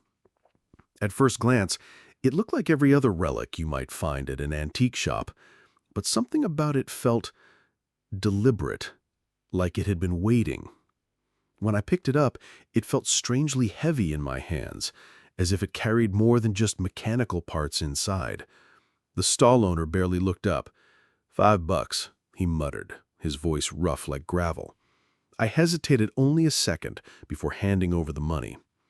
I told myself it would look great on my shelf, a conversation piece. I didn't realize that conversation would be with shadows. That night, I brought the camera home. My apartment was a cramped studio over a laundromat. The constant hum of dryers below had become white noise. I set the camera on the small table by the window. The rain hadn't stopped. Water streaked the glass, city lights smearing into gold and orange trails. I turned the camera in my hands. There were letters etched into the brass around the lens. Vide noctem.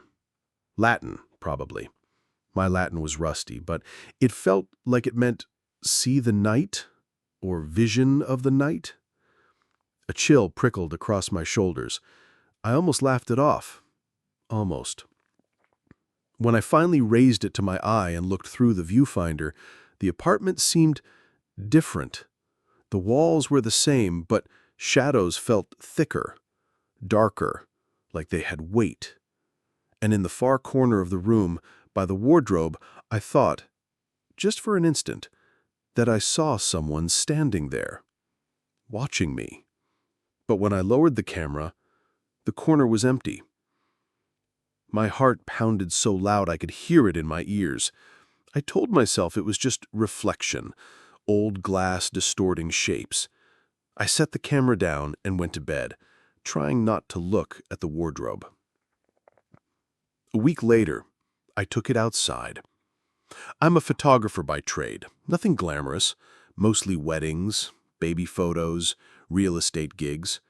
But I thought, maybe this relic could add a vintage feel to my portfolio. I loaded it with film, unsure if it even worked. The first picture I took was of a stray cat on a brick wall.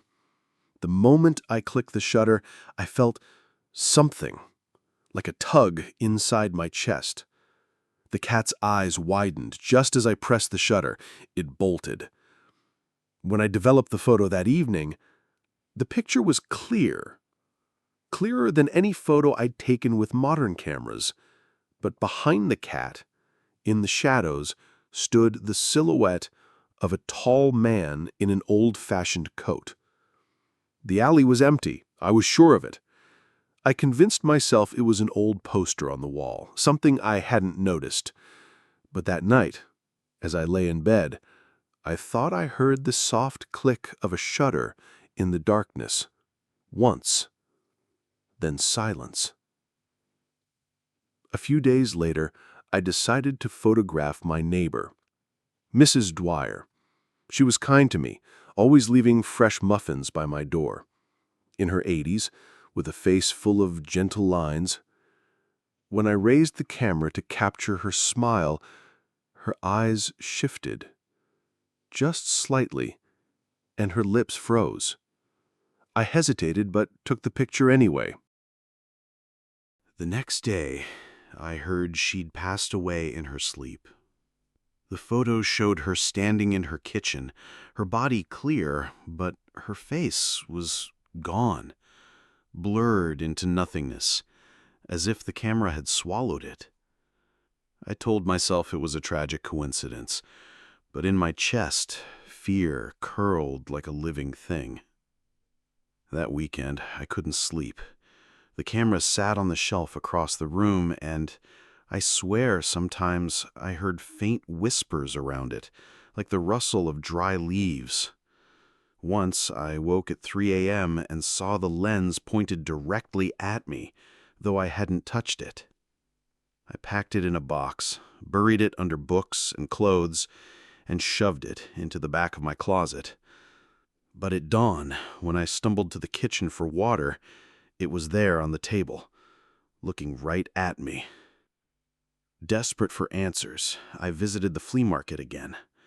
The stall where I'd bought it was empty, the table bare, except for dust. Other sellers claimed the old man had packed up and left weeks ago, but I'd seen him days before. I searched online for the camera's markings, forums, archives, old catalog scans. Finally, I found a single mention in an obscure blog about cursed objects.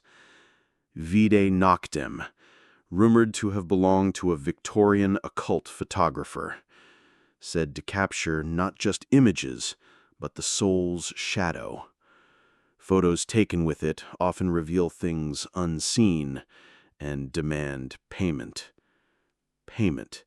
The word echoed in my skull. Then came the nightmares. I dreamed I was trapped behind glass, looking out through the viewfinder. Outside, people passed by, blurred and uncaring. My breath fogged up the glass, and behind me, in the darkness, something whispered my name. When I woke, my reflection in the bathroom mirror looked wrong. My face, but older. Hollow eyes, skin drawn tight. I splashed water on my face until my reflection settled into what I knew. I tried to get rid of it. I left it on the subway, but that night it was back on my table. I threw it into the river. The next morning, it sat by my bed, dripping wet, leaving black watermarks on the wood. I smashed it with a hammer, but when I blinked, the camera lay whole again, unharmed. Weeks turned into months. I stopped seeing friends. My apartment grew dark, windows covered, photos of empty rooms pinned to the walls. Sometimes when I used the camera, I saw people I knew, my mother, my old school friend, standing in places they couldn't possibly be. Each photo brought them closer. Each night, whispers grew louder. I barely slept. Food lost its taste. My skin felt thin, stretched over bones. And every time I dared to look through the viewfinder, the shadows moved, closer each time. One night, unable to fight the compulsion, I stood before the mirror with the camera. My hand shook as I raised it. Through the lens, my reflection smiled back, but I wasn't smiling. The shutter clicked. The whispers stopped. And in that silence, I realized something had left the mirror and stepped into the room.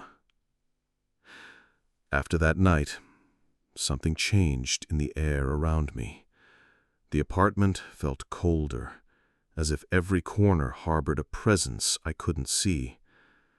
The camera itself sat silent on the table, but it felt alive, almost expectant, like a predator waiting for its prey to let down its guard. I avoided it at first. I tried to live normally, go to work, pick up groceries, nod at the neighbors, but my reflection haunted me.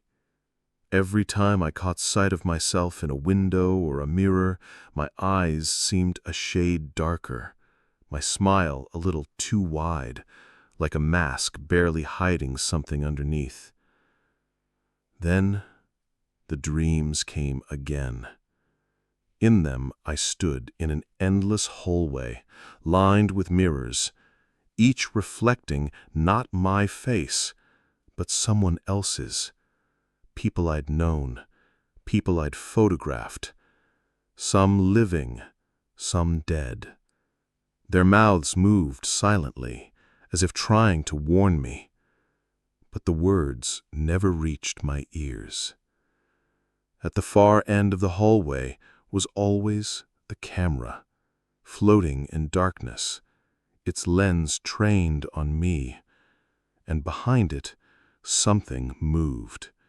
I could never see what, but its shape filled me with terror so raw I'd wake up gasping, drenched in sweat.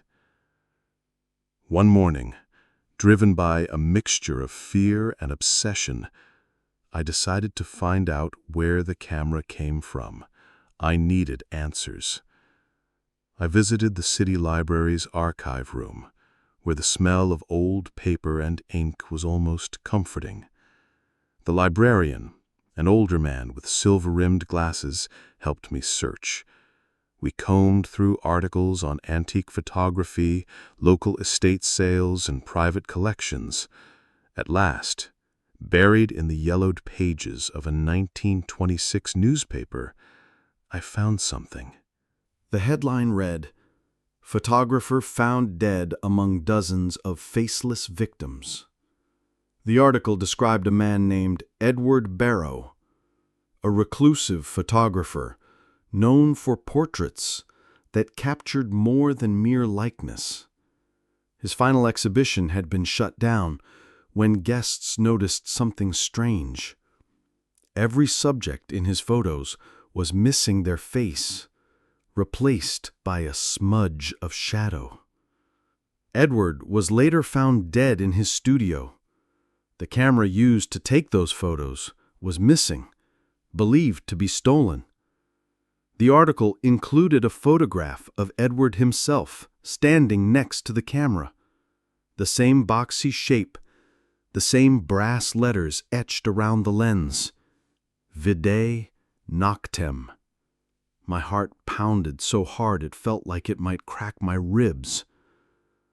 That night, unable to help myself, I took the camera in hand again. I don't know why I did it. Maybe I wanted proof. Maybe I needed to believe I still had control. I loaded fresh film and looked through the viewfinder. My apartment seemed as it always did, but the shadows by the kitchen doorway felt denser. I pressed the shutter. In that instant, the air seemed to ripple. I stumbled back, camera in hand, heart hammering. I developed the photo in the small dark room I'd set up in my bathroom. Under the red light, the image slowly emerged. My apartment, the doorway, and in the shadows, a figure. Pale face, empty eyes, its mouth twisted into something that might have been a smile. It was me. But it wasn't. The face was mine, yet older, lifeless, hollow, like something drained of all warmth, all humanity. Days blurred into each other after that. I stopped going to work. I barely ate. My phone buzzed with worried messages from friends and family, but I couldn't bring myself to answer. All I could think about was the camera. At night, I heard the soft click of a shutter in the darkness. Once, twice. Each click felt like a heartbeat not my own. And the whispers grew clearer. I began to understand them, scraps of language, broken sentences. One more. It hungers. You know what you must do. Then something happened I couldn't ignore. My best friend, Tom, stopped by unexpectedly.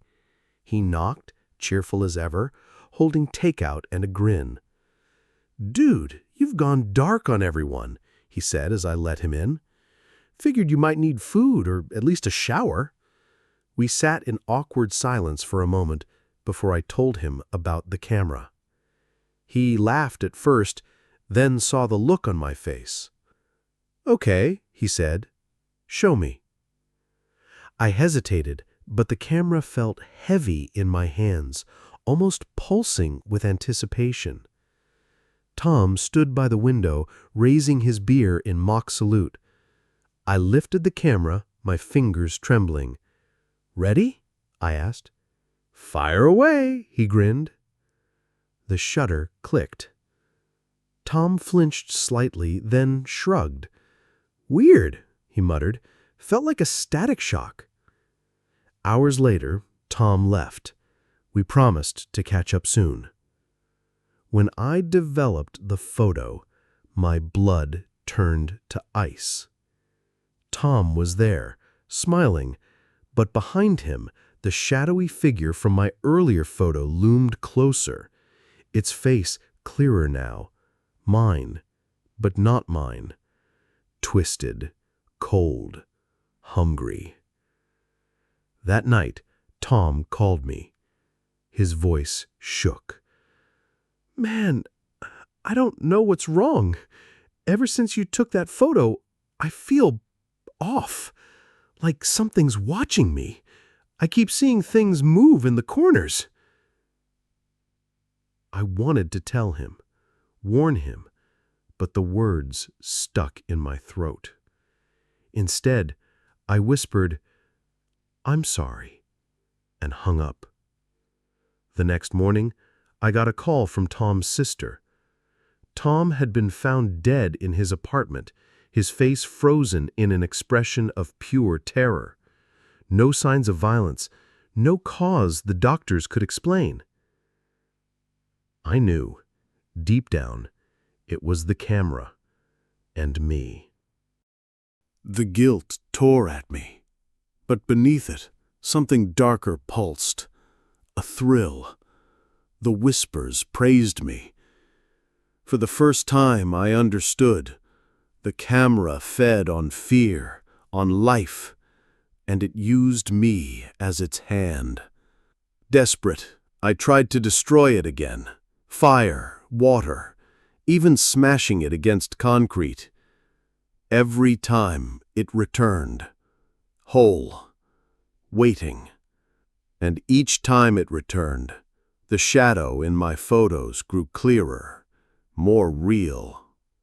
One night, I met an old woman who claimed to know its truth. I'd found her name in a dusty occult forum. Agatha Morrow, a collector of cursed relics. She agreed to meet in a crumbling tea shop near the edge of town. Her eyes were pale and clouded, but when she touched the camera, she recoiled. "It doesn't steal souls, child. It trades. Every photo you take, it takes a piece of you or someone else, and it gives back something that shouldn't exist." She leaned closer, voice barely above a whisper. "And when your face fully appears in its photos, it's over. You become what's behind the lens, and something else takes your place. The shadows, the whispers, the face in my photos." It all made sense. That night, I made a choice. I turned the camera on myself, hands shaking. "Take it," I whispered. Take whatever you want, but leave everyone else alone. I clicked the shutter. Pain exploded behind my eyes, my vision blurred, darkness swirling at the edges. When I woke, everything felt wrong. The room looked the same, but the colors were faded, washed out. I stumbled to the mirror. My face stared back, hollow, pale, eyes empty. And then my reflection smiled, even though I didn't. The whispers echoed in my head. "You're home now." Darkness had become my companion. After that last photo, I wasn't sure if I was alive or something else. The world felt distant. Colors dimmed, sounds muffled, food tasteless. The only thing that still felt real was the camera, always near, always hungry. The whispers grew louder, shaping into words that made sense and yet made me want to scream. They spoke of others, of men and women before me who had held the cursed lens, feeding it life to keep themselves safe, until it claimed them too. At night, in the edges of my vision, I saw them, pale silhouettes lurking behind curtains, reflected in windows. Faces blurred but familiar, as though the camera had kept pieces of them trapped inside. Their eyes seemed to plead and accuse at once. Driven by terror and fascination, I traced the camera's path through decades. The deeper I dug, the darker it got. In 1952, a war photographer named Alan Croft had owned it. His letters, found in an auctioned trunk, described nightmares of faceless soldiers and photos developing themselves, each new shot darker than the last. His final letter ended mid-sentence. In the 1970s, it passed to a woman named Miriam Lowe, who ran a portrait studio. Clients began dying weeks after sitting for her. One night, she vanished, leaving behind only rows of photos, all subjects blurred into the same eyeless mask. The camera resurfaced again and again, passed in secret or stolen by those desperate enough to ignore the rumors. And now, it had me. My own photos grew worse. Each new picture showed less of the real world and more of that shadow place behind the lens, a labyrinth of cracked mirrors, crooked corridors, and endless doorways. And always, always, the watchers. Shapes that flickered closer every time. Once, while developing a photo, I saw my own face in it, staring back with a look of utter despair, mouth forming a word I couldn't read. Before I could tear up the photo, the whispers surged. Too late. Nights became a blur of fear and obsession. One evening, desperate, I stood by my window, the city lights flickering outside. I lifted the camera, telling myself it would be the last photo, proof of the truth, or a final surrender. I pressed the shutter. In that instant, the world around me peeled away. I was standing in that labyrinth from my nightmares, the place behind the lens. Cold air stung my skin. The ground felt like glass underfoot. Mirrors stretched into darkness on all sides, cracked and dirty. Shapes moved inside them, shadows of people, or what was left of them. They watched me, silent, accusing. Ahead, at the heart of the maze, stood a towering mirror. Its surface shimmered like black water. Drawn forward, I stepped closer. In the mirror, I saw myself, but not as I was now. Instead, it was the reflection that had haunted my photos, pale, empty-eyed, smiling faintly as though enjoying my fear. Its lips moved. This time I heard it. "It's your turn." A cold hand touched my shoulder from behind. I turned. The camera floated in the air, lens fixed on me, alive with hunger. The watchers gathered around it, past owners, their faces half familiar, broken by suffering and guilt. They spoke together, voices layered. "Feed it, or join us." I shook my head, backing away, but the labyrinth bent around me, always bringing me back to the camera. Its shutter clicked by itself. Pain stabbed into me, deeper than flesh. I felt memory rip free, moments pulled out. My first bike ride, my mother's smile, a night laughing with Tom.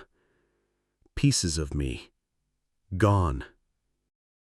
"You thought you escaped," it whispered in my voice. "But the labyrinth never lets go."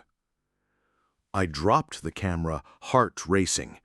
But as I backed away, I saw movement in the window glass. The watchers were there, just for a second, then gone. Every reflective surface now feels alive. Mirrors, windows, even dark water. When I look too long, I see the labyrinth behind the glass, waiting. And sometimes, late at night, I hear the soft click of a shutter in the darkness. I tell myself not to pick the camera up again, but the hunger still whispers. And deep down I know it's only a matter of time. Darkness had become my companion. After that last photo, I wasn't sure if I was alive or something else. The world felt distant, colors dimmed, sounds muffled, food tasteless. The only thing that still felt real was the camera, always near, always hungry. The whispers grew louder, shaping into words that made sense and yet made me want to scream. They spoke of others, of men and women before me who had held the cursed lens, feeding it life to keep themselves safe, until it claimed them too. At night, in the edges of my vision, I saw them, pale silhouettes lurking behind curtains, reflected in windows. Faces blurred but familiar, as though the camera had kept pieces of them trapped inside. Their eyes seemed to plead and accuse at once. Driven by terror and fascination, I traced the camera's path through decades. The deeper I dug, the darker it got. In 1952, a war photographer named Alan Croft had owned it. His letters found in an auction trunk described nightmares of faceless soldiers and photos developing themselves, each new shot darker than the last. His final letter ended mid-sentence. In the 1970s, it passed to a woman named Miriam Lowe, who ran a portrait studio. Clients began dying weeks after sitting for her. One night she vanished, leaving behind only rows of photos, all subjects blurred into the same eyeless mask. The camera resurfaced again and again, passed in secret, or stolen by those desperate enough to ignore the rumors. And now, it had me. My own photos grew worse. Each new picture showed less of the real world and more of that shadow place behind the lens. A labyrinth of cracked mirrors, crooked corridors, and endless doorways. And always, always the watchers. Shapes that flickered closer every time. Once, while developing a photo, I saw my own face in it, staring back with a look of utter despair, mouth forming a word I couldn't read. Before I could tear the photo up, the whispers surged. Too late. Nights became a blur of fear and obsession. One evening, desperate, I stood by my window, the city lights flickering outside. I lifted the camera, telling myself it would be the last photo, proof of the truth or a final surrender. I pressed the shutter. In that instant, the world around me peeled away. I was standing in that labyrinth from my nightmares, the place behind the lens. Cold air stung my skin. The ground felt like glass underfoot. Mirrors stretched into darkness on all sides, cracked and dirty. Shapes moved inside them, shadows of people, or what was left of them. They watched me, silent, accusing. Ahead, at the heart of the maze, stood a towering mirror. Its surface shimmered like black water. Drawn forward, I stepped closer. In the mirror, I saw myself, but not as I was now. Instead, it was the reflection that had haunted my photos, pale, empty-eyed, smiling faintly as though enjoying my fear. Its lips moved. This time, I heard it. It's your turn. A cold hand touched my shoulder from behind. I turned. The camera floated in the air, lens fixed on me, alive with hunger. The watchers gathered around it, past owners, their faces half familiar, broken by suffering and guilt. They spoke together, voices layered. Feed it or join us. I shook my head, backing away. But the labyrinth bent around me, always bringing me back to the camera. Its shutter clicked by itself. Pain stabbed into me, deeper than flesh. I felt memory rip free, moments pulled out, my first bike ride, my mother's smile, a night laughing with Tom. Pieces of me gone. My body grew heavier, colder. I fell to my knees, breath shallow. The watchers stepped closer, pressing around me. In that moment, I understood the camera never truly wanted photos. It wanted fear, guilt, memory. Each owner had fed it to stay alive until it hollowed them out completely. And when nothing was left, they became part of the labyrinth, the watchers. Rage flared in me. I forced myself up, staggering toward the floating camera. If you want me, then take it all. I ripped the last photo I'd taken, the one of my empty-eyed self, and slammed it against the lens. For a heartbeat, everything froze. Then the labyrinth shattered like glass, a roar filling my head. I woke on my apartment floor, blood trickling from my nose. The camera lay beside me, cracked and dark. The whispers were gone. The watchers gone. For the first time in weeks, silence. Days passed. I tried to return to life, but something inside me was missing. My memories felt patchy, whole years fuzzy or lost. Faces of loved ones blurred in my mind. Food tasted of ash. Music sounded flat. I kept the broken camera locked in a box, too afraid to touch it, but unable to throw it away. One night, unable to sleep, I dug it out again. Its lens was cracked, but something shimmered behind the glass. A reflection. My reflection. Empty-eyed, smiling faintly. You thought you escaped, it whispered in my voice, but the labyrinth never lets go. I dropped the camera, heart racing, but as I backed away, I saw movement in the window glass. The watchers were there, just for a second. then gone. Every reflective surface now feels alive. Mirrors, windows, even dark water.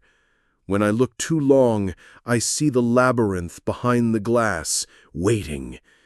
And sometimes, late at night, I hear the soft click of a shutter in the darkness.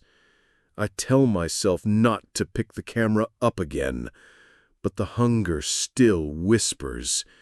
And deep down, I know it's only a matter of time. I had hoped the curse would end once I escaped that room, but it followed me like a shadow that couldn't be outrun.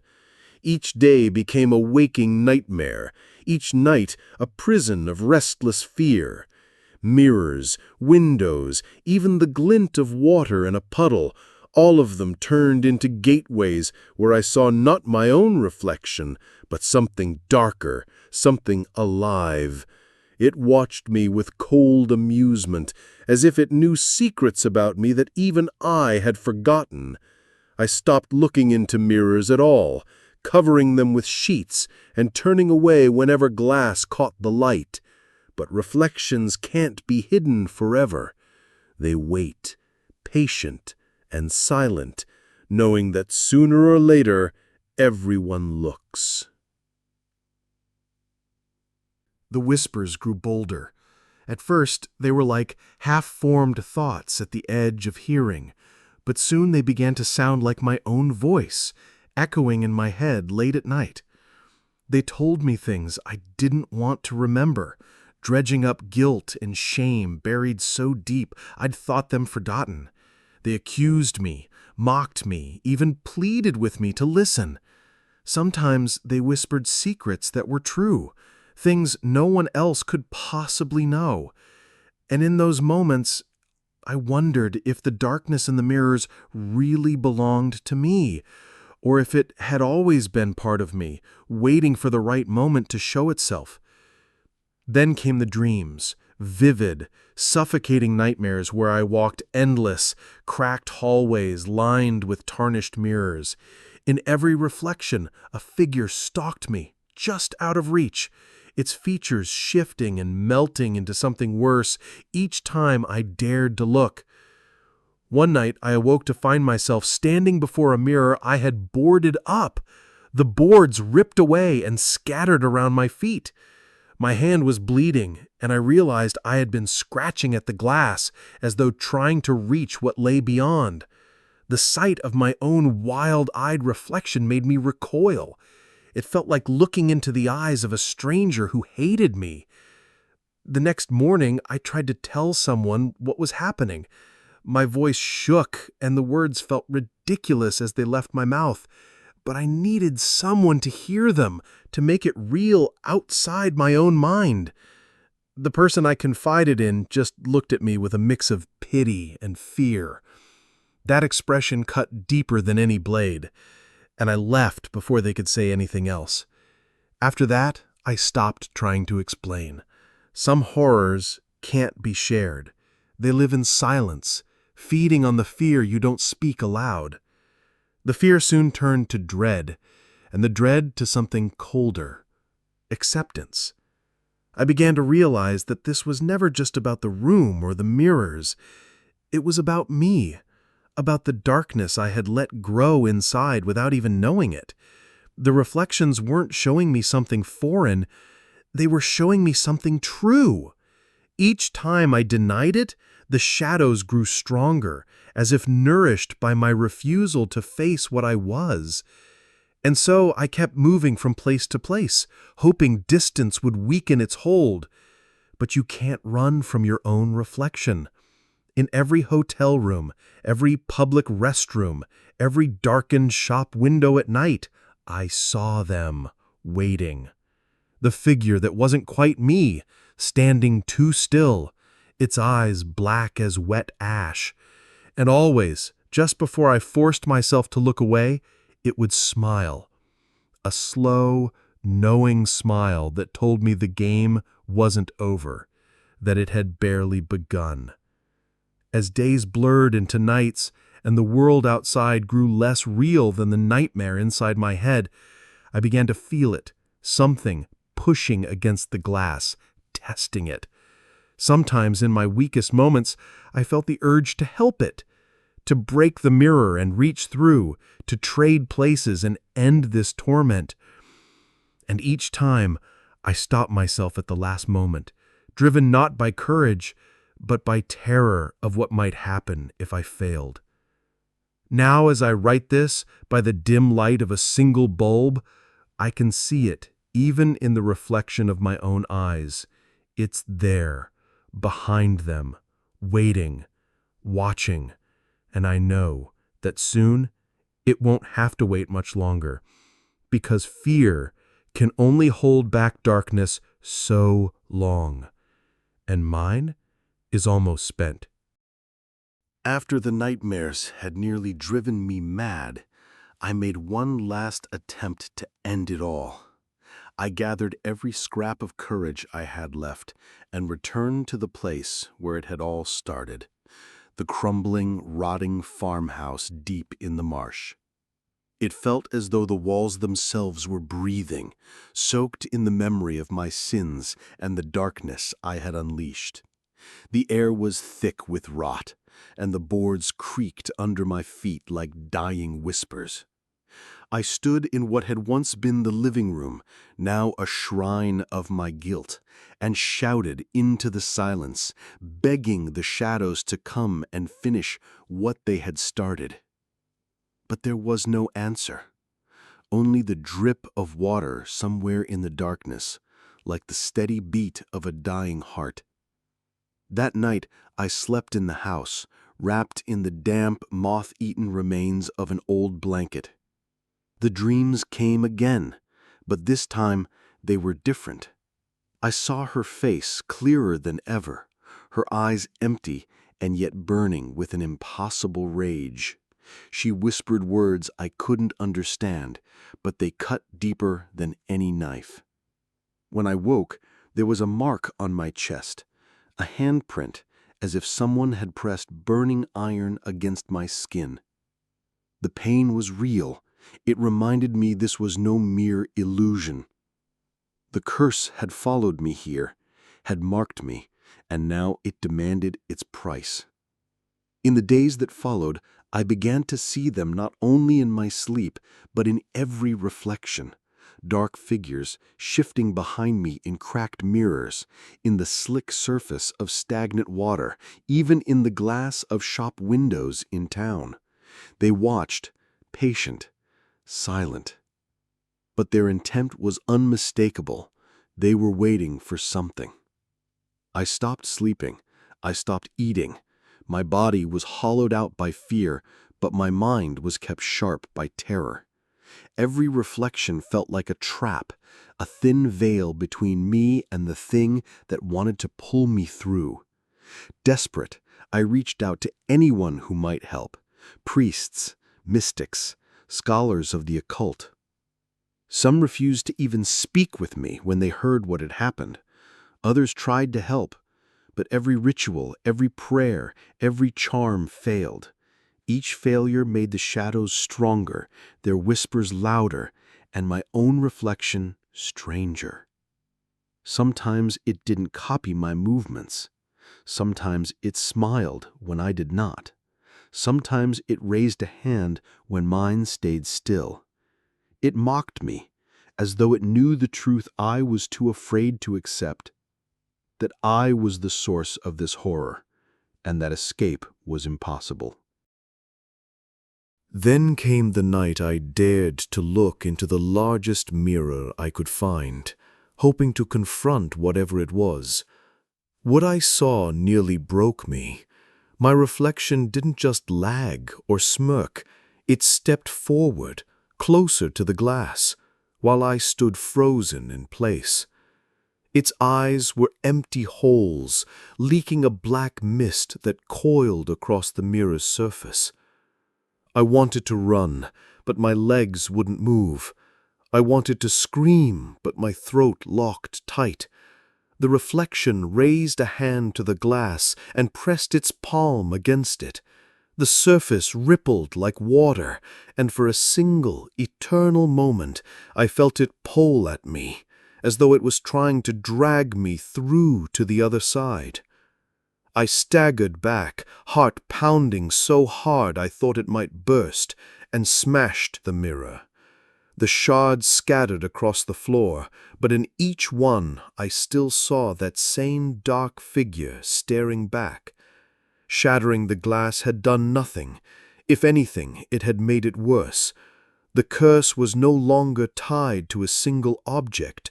It had spread, like rot, through the walls of my mind. Now, as I write this, my reflection watches me from the black glass of the window. I see it shift, twitch, sometimes mouthing words I dare not hear. I know what it wants, to take my place, to step into the world of flesh and leave me trapped forever in its cold, hollow prison. And the worst part, the truth I can't deny anymore, is that part of me wants it too, wants an end to this fear, this guilt, this endless night. But I also know that if I give in, whatever takes my place won't stop with me.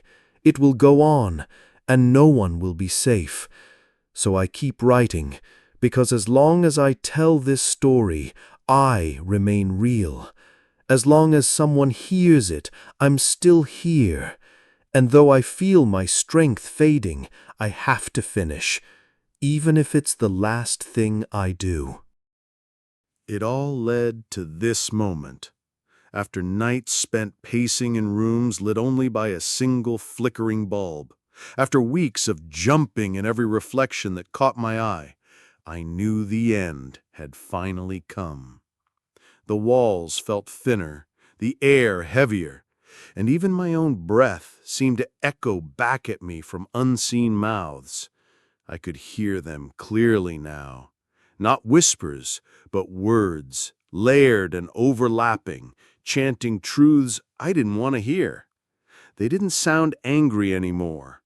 They sounded certain, as if what was coming had been inevitable from the start. I stopped eating, stopped sleeping, stopped pretending I could live like other people. The world outside faded into a gray blur of passing faces and meaningless noises. The only thing that felt real was the thing waiting behind the glass. It was in every surface that could catch a reflection: windows, polished floors, the dark water pooling in a cracked sink. And when I dared to look, it didn't hide anymore. It stood there, as calm and still as a predator that knows its prey has nowhere left to run. One night, I gathered what little strength I had and smashed every mirror in the apartment. Shards flew everywhere, glittering in the moonlight like fragments of frozen nightmares. But in each jagged piece, I still saw it. Dozens of tiny reflections, all staring back at me with those same hollow, black eyes. I realized then that the glass was never the prison.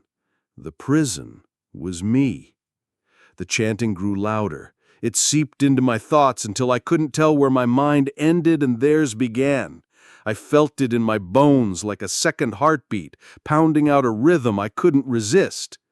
And in that rhythm there was a promise. If I let it in, the fear would stop. The pain would stop. All I had to do was give in. In the final moments, I found myself in front of the last intact mirror. My reflection looked nothing like me anymore. It was thinner, darker, and its mouth curved into a smile that didn't reach its eyes. And then it moved before I did. Just slightly, but enough. Enough to know it was free. I raised my hand to the glass, and it raised its own a beat too late. That tiny delay was enough to break whatever hope I had left. The mirror began to ripple like water, and the air felt electric, sharp, with cold. My ears rang with a single word, repeated again and again, not from outside, but from deep within me. Now. And in that moment, all the terror drained away, replaced by a calm so complete it felt like surrender. I don't remember stepping forward, but I do remember the feeling of falling, not into darkness, but into something colder and older than the night. On the other side, I wasn't me anymore. I was watching from inside the mirror as my reflection turned away, stretched, and smiled at the room behind it. It felt relief, freedom, satisfaction. Now I watched through the glass, seeing my own hands move without my will, hearing my own voice speak words I don't choose. The thing that took my place lives my life better than I ever did. It laughs, it eats, it sleeps soundly, and no one around it seems to notice the difference. Why would they? Monsters wear familiar faces best of all. I wait here, trapped behind the cold, unblinking surface, with nothing but my own regrets and the echoes of that final chant for company. And sometimes, when it passes by, it pauses to look at me. Its eyes hold nothing but amusement and victory, and it leaves me with a single silent promise. It will never let me go. And so I remain, a prisoner in the mirror, forced to watch as the life that was once mine becomes something I no longer recognize. And the worst part is knowing that soon someone else will stand where I stood. Someone else will look into the glass and see something move that shouldn't. And when that moment comes, the cycle will begin again.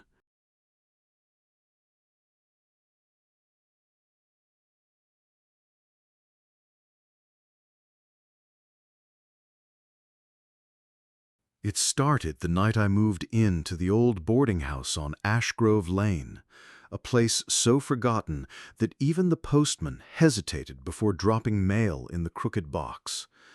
I remember standing in my narrow rented room, the air thick with dust and faded perfume, when I first caught sight of the figure in the mirror. At first I thought it was a trick of the light, a shadow cast by the dim lamp on the dresser, but then it moved, and it moved closer. I had come to this town hoping to start over. I didn't have much left. A suitcase of clothes, a few books, and a head full of regrets that haunted me more than any ghost could. The landlady, Mrs. Callahan, an old woman with a raspy voice and eyes sharp as broken glass, warned me on the first night. "Some mirrors don't just reflect," she muttered, her gaze fixed on the chipped floorboards. "They remember." I laughed it off then. I shouldn't have. The first night, the figure was barely visible, just an outline, a darker patch in the glass. But I still felt its presence, as if someone was standing just behind me, breathing so softly that it stirred the tiny hairs at the back of my neck. I turned around again and again, only to see nothing but peeling wallpaper and a single silent chair. Yet the shape in the mirror lingered, waiting. Sleep was impossible. I lay awake listening to the walls creak and shift, as if the house itself was breathing. When exhaustion finally took me, I dreamed of the mirror, of a hand pressing against the inside of the glass, fingertips pale and desperate, smearing a message I couldn't read. In the morning I tried to tell Mrs. Callahan. She only shook her head, her mouth pressed into a tight, bitter line. "Best to leave it alone," she said, then added almost in a whisper, "The house feeds on curiosity." I laughed it off then. I shouldn't have. The first night, the figure was barely visible, just an outline, a darker patch in the glass. But I still felt its presence, as if someone was standing just behind me, breathing so softly that it stirred the tiny hairs at the back of my neck. I turned around again and again, only to see nothing but peeling wallpaper and a single, silent chair. Yet the shape in the mirror lingered, waiting. Sleep was impossible. I lay awake, listening to the walls creak and shift, as if the house itself was breathing. When exhaustion finally took me, I dreamed of the mirror, of a hand pressing against the inside of the glass, fingertips pale and desperate, smearing a message I couldn't read. In the yellowed pages of a forgotten local chronicle, I found it. A brief mention of a young woman named Eleanor Caraway who had disappeared in the boarding house in 1923. Her body was never found. Some said she had simply run away. Others whispered that the mirrors in the house had kept her. That night, as rain battered the windows and wind howled through unseen cracks, I dared to speak to the figure. My voice trembled. "Who are you? What do you want?" She raised her hand, pressing it against the glass. A mirror image of my own hand, only hers was broken, twisted at the wrist, the skin bruised and torn. I gasped, pulling my hand back, but hers stayed, stuck in that silent plea. Sleep fled me entirely. I watched the mirror for hours, my eyes dry and burning, afraid to blink. When dawn finally crept in, the woman was gone, but a single word had appeared in the fogged glass. "Remember." What? I had no answer. The days blurred. I walked through town like a ghost myself, the locals avoiding my gaze. At night, the woman came closer still, until her breath seemed to fog the glass from the inside. I could see her eyes now, wild, terrified, and something else. Accusation. Mrs. Callahan began to avoid me, her steps creaking on the stairs at odd hours. Once, I thought I heard her whisper outside my door, "It's almost time." The real horror began on the 7th night. I awoke to the sound of whispering, dozens of voices tangled together, seeping through the cracks of the old house. The figure in the mirror was no longer alone. Behind her stood others, shapes barely formed, shifting in the darkness, their mouths open in silent screams, and they were all looking at me. Panic gripped me. I ran to the mirror, pounding on the glass, shouting for them to stop, to leave me alone. The woman's hand met mine again. This time, the glass felt cold, wet, as if it was sweating fear. Then, for the first time, her mouth moved. No sound came, but I read the word on her lips, "Run." Behind me, the floorboards groaned, and I knew I wasn't alone in the room anymore. I didn't dare turn around at first. The terror held me frozen, my eyes locked on the woman in the mirror, who still mouthed that single desperate word, "Run." A cold breath touched the back of my neck, and then the whispering rose, a dozen voices, all hissing over each other, drowning out my own heartbeat. Something in those whispers chilled my bones, as though they weren't meant to be heard by the living. Summoning every shred of courage, I spun around. The room was empty, or so it seemed. The chair was overturned, my suitcase spilled open on the floor, and the walls themselves seemed to ripple, like heat rising from asphalt. But it wasn't heat, I felt. It was an impossible, suffocating cold. I fled. Down the creaking staircase, past the faded portraits of former tenants whose eyes seemed to follow me, out into the rain-slicked street. The door slammed behind me, the echo chasing me into the fog. I ran without knowing where to go, every shadow twisting into the shape of the woman from the mirror. My chest burned, and my legs felt like they carried more than my own weight, as if the fear itself had latched onto me, dragging me down. When I finally stopped gasping, I found myself back at the town's library. Even in the weak morning light, it felt safer than that room. The librarian, a thin man with spectacles that magnified his suspicious stare, barely looked up as I stumbled in. I knew what I had to do. I had to learn why Eleanor Caraway had chosen me, why she wouldn't let me go. I dug deeper into the town's history, finding old letters, faded police reports, and yellowed clippings. A pattern emerged. Over the decades, people who stayed in room 3, my room, either vanished without a trace or left town raving about figures in the mirror. One, a traveling salesman in 1951, had scrawled in a diary before disappearing. "She wants me to see.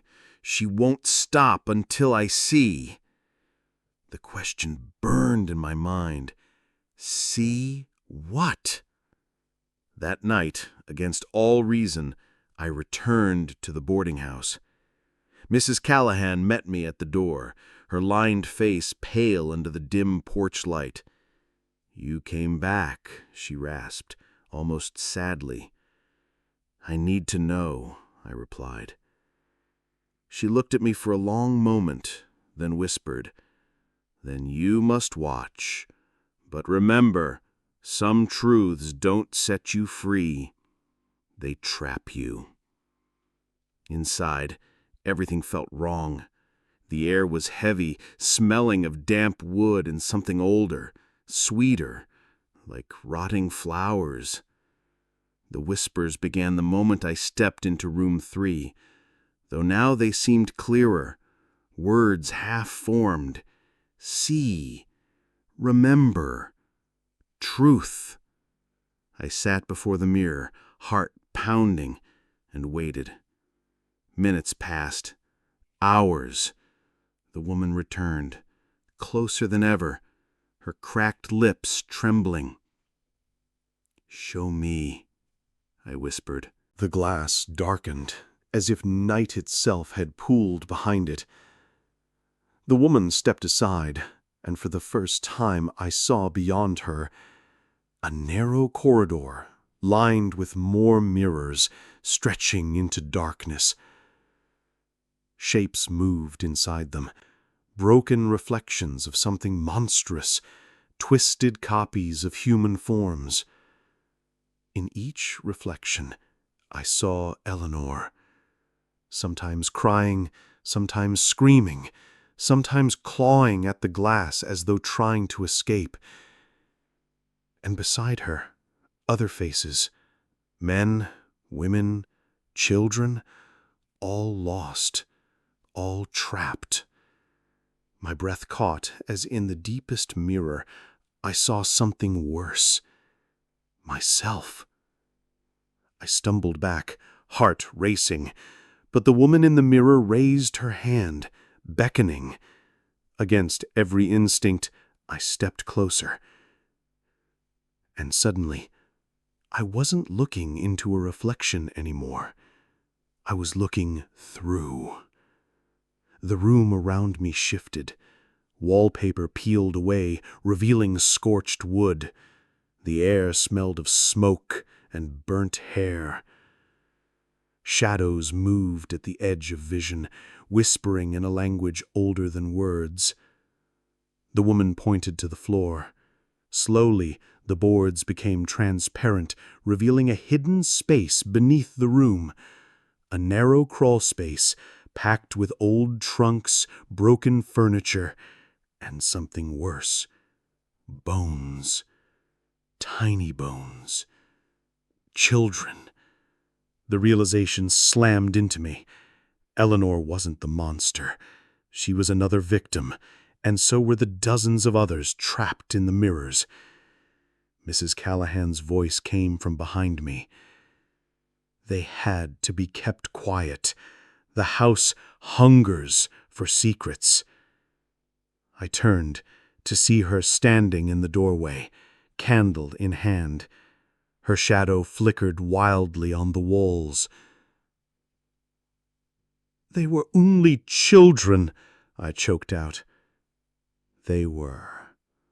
But once you know, it's too late, she said, almost gently. The woman in the mirror reached out, her fingers pressing against the glass, and this time the glass gave way, rippling like water. "Come," she mouthed. I knew what she wanted. The truth wasn't meant to free me. It was an invitation to join them. I backed away, but the room shifted again. The shadows twisted around me, the whispers rising to a maddening roar. My reflection in the mirror wasn't moving with me anymore. It stayed still, staring back with eyes that weren't quite my own. And then, in my reflection, I saw a hand on my shoulder. I turned. There was nothing. But when I looked back at the mirror, my reflection was smiling. The smile in the mirror wasn't mine. It was stretched too wide, too cold, like something wearing my skin. I staggered back, heart pounding, as the reflection began to move on its own, tilting its head, studying me like prey. The whispers rose, twisting into words that felt both inside and outside my skull. "You see us now. You belong to us." I stumbled toward the door, desperate to get away, but the air thickened like syrup, slowing every movement. The candle in Mrs. Callahan's hand flickered violently, and for the first time I saw fear flash across her face. "You've seen too much," she whispered, almost pleading. "The house doesn't let go." The woman in the mirror stepped closer.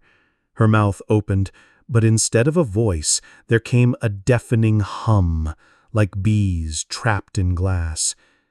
In that droning sound, I heard thousands of stories, thousands of secrets, all of them ending here. I pressed my palms against the mirror, my breath fogging the cold surface. On the other side, my reflection was no longer smiling. It was screaming. In that moment, I understood. The house didn't want to kill me. It wanted to keep me. To trap my story among countless others so it could feed on my secrets for eternity. The woman's eyes locked with mine. In them, I saw not malice, but desperation. She hadn't been luring me. She had been warning me. I turned to Mrs. Callahan. "What is this place?" I demanded. "Why does it keep us?" Tears welled in her tired eyes. "It started long before me," she rasped. "This house is hungry. Every secret you tell here strengthens it. Every truth you see becomes its prisoner." I felt the pull growing stronger, like invisible hands dragging me toward the mirror. My reflection's mouth moved in sync with mine now, whispering, "Help me." But I didn't know who was asking, me or it. In desperation, I ran from the room, down the stairs that twisted under my feet, the hallway seeming longer than before. The portraits on the walls bled shadows, eyes weeping black streaks that dripped onto the floorboards. The front door was just ahead, but the whispers chased me, turning cruel. "Stay, stay. You can never leave." I slammed into the door, threw it open, and staggered out into the rain-soaked street. For the briefest moment, the night felt silent again. But then, I heard it, a single voice, soft and broken, from behind me. "Please, don't forget me." I turned back, and through the window of room 3, the woman stood at the mirror, her hand pressed to the glass. For the first time, I realized she wasn't asking me to save her. She was asking me to remember. Because if no one remembered, the house would swallow her story completely. I fled into the fog, the rain plastering my clothes to my skin. The town felt deserted, as though everyone knew what lived in that boarding house and silently agreed to let it feast. Days passed before I could gather the strength to return to the library. I found one final newspaper clipping, tucked deep in the archives. Boarding house fire claims lives. Owner Eleanor Caraway among the dead. Building partially rebuilt years later under new ownership. Eleanor hadn't been a ghost trying to trap me. She had been the last person to try to stop the house before it claimed her too. I knew what I had to do. I began writing everything. The whispers, the mirrors, the hidden bones, Eleanor's warning. Each word felt like carving open a wound, but I kept going, driven by the single hope that stories once told become harder to erase. One night, as I finished, I glanced into the small mirror above my desk. For a heartbeat, I saw her behind me, Eleanor, her eyes sad but no longer pleading. She nodded, and then was gone. I thought it was over. But when I turned back to the page, fresh words had appeared beneath my final sentence. We are still here. The truth didn't set me free. It kept me alive, but only as long as I kept telling it. And so, even now, I keep writing. Because if I ever stop, if even one person forgets what waits in room 3, the house will come to remind us all.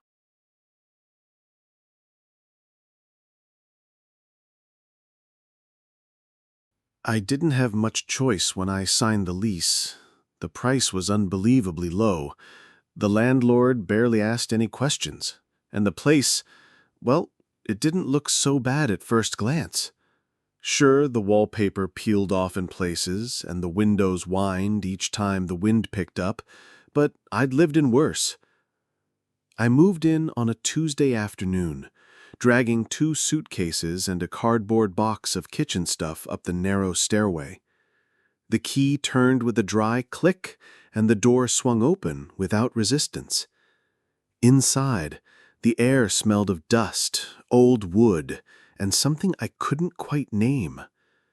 Almost like earth after rain, or like the breath of something that had been waiting too long. The first night was restless.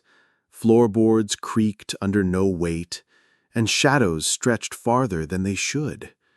I chalked it up to nerves, new place, new job starting tomorrow. But sometime past 3 a.m., I heard a noise I couldn't explain. A slow, scraping sound, as if furniture were being dragged across the floor in the next room. I sat up in bed, heart pounding.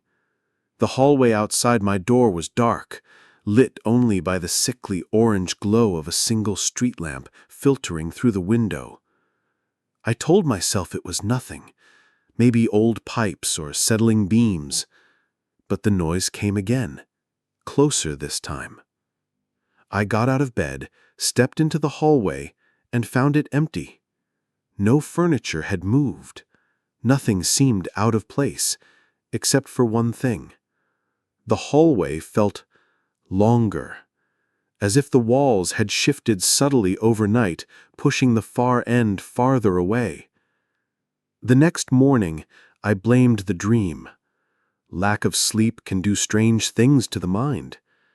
But as days passed, the oddities piled up. One evening, coming home from work, I unlocked the door and stepped into a corridor I didn't recognize. The walls were covered in faded floral paper, unlike the cracked yellow paint that had been there before. The corridor turned sharply left, where my living room should have been. I stood frozen, the door closing behind me with a soft, deliberate click.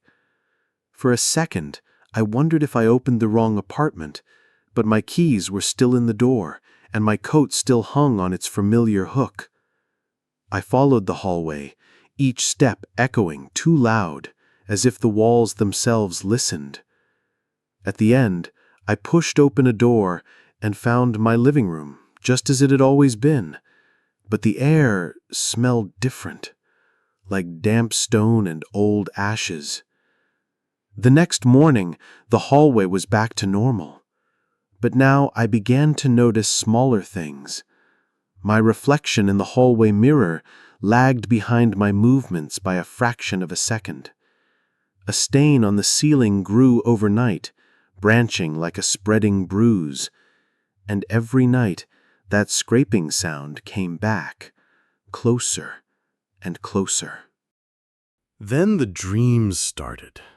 Dreams of endless corridors twisting into darkness, of locked doors behind which something shifted, breathing heavily. In the dreams, the house was alive, hungry, waiting. One morning, I awoke to find fresh scratches on the inside of my bedroom door.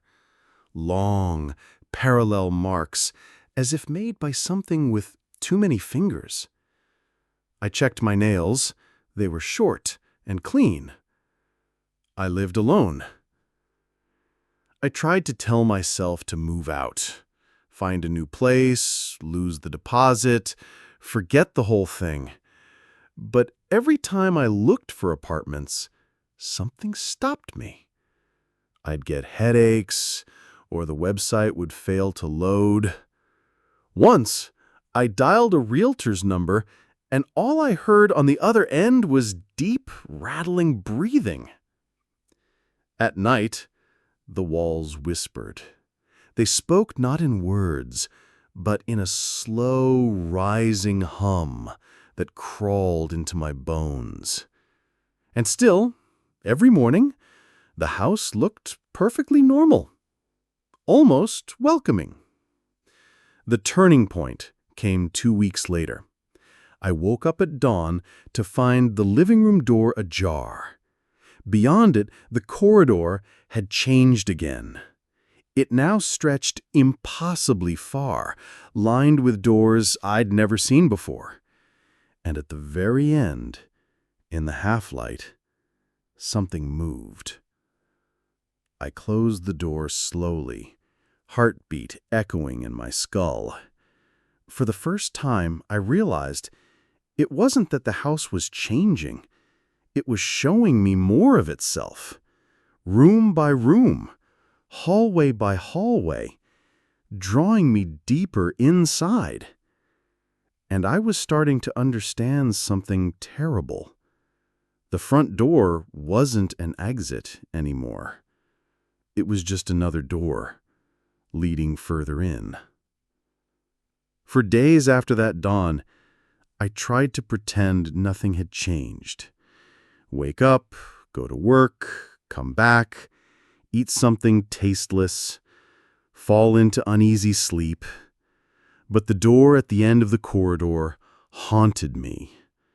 Even when it was gone the next morning, I still saw it when I closed my eyes. Slightly ajar, with something shifting behind it, just out of sight. My neighbors, if I had any, never made a sound.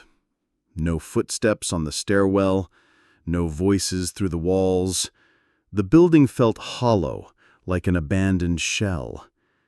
And yet sometimes at night, I heard what might have been footsteps in the apartment above. Slow, deliberate, matching my own heartbeat.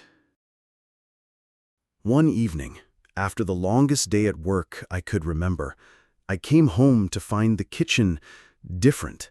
The table, usually pushed up against the window, stood in the center of the room. A chair faced it, waiting, and on the table lay something wrapped in brown paper. My name was scrawled on top in black ink, letters trembling as if written by an unsteady hand. I hesitated, then opened it. Inside was an old key, iron, heavy and cold to the touch. No note, no explanation. Just the key. The scraping sounds in the walls grew louder that night. They didn't stop when I covered my ears with a pillow. It was as if the house wanted me to hear them. I tried leaving again the next morning, bags packed, heart pounding, but when I opened the door to the stairwell, it wasn't the stairwell at all. Instead, I saw another hallway, longer than any in the building should be. Wallpaper hung in damp strips, the floor sagged under invisible weight. At the end stood a door that pulsed faintly in the gloom, like something breathing. I closed the door, hands shaking, and found myself back in my apartment. My bags were still by the door, useless. That night I dreamed of the key. In the dream, I held it in my hand, and a door appeared in the living room wall. A door that hadn't been there before. It had no handle, only a keyhole, waiting. Behind it I heard whispering, dozens of voices layered over each other, rising and falling like waves. I woke up, drenched in sweat, and found the key still on my nightstand. But now, when I walked into the living room, I saw a faint outline on the wall, the shape of a door. It hadn't been there yesterday. Every night after that, the outline grew clearer. The paint peeled away around it, revealing cracked wood beneath. It was as if the house itself was pushing the door through the wall, guiding it into being. And still, the whispers came, sometimes just as I was falling asleep, sometimes in the softest moments of dawn. I couldn't make out words, but I felt them in my chest, a promise or a threat. Desperation took over. I called my old friends, tried to explain what was happening. My voice sounded thin and unconvincing, even to myself. Most didn't answer. The few who did laughed awkwardly, made excuses, promised to visit, but never did. Deep down, I wondered if they'd even heard me. Maybe the house decided what could pass through its walls, even phone calls. One night, the key began to feel warm in my pocket, like it wanted to be used. The whispering grew frantic, twisting into a pleading hum that set my teeth on edge. I couldn't sleep. At 3 a.m., I got up, walked into the living room, and stood before the outline of the door. The air smelled like earth and rust. I pressed the key to the wood. At first, nothing happened. Then, slowly, an ancient lock formed under the pressure of the key's cold iron teeth, as if the wall itself surrendered to it. The key turned on its own, and the door swung inward. Beyond it lay darkness, deeper than night, deeper than forgetting. And in that darkness, something moved. I should have shut the door. I should have run. But instead, I stepped closer. The whispers grew louder, urgent, almost welcoming. I saw shapes in the dark, tall, impossibly thin figures shifting just beyond the threshold. Then the door slammed shut in my face, the lock clicking shut again. The whispering stopped, cut off as if it had never been there. I staggered back, heart pounding so hard I thought it might burst.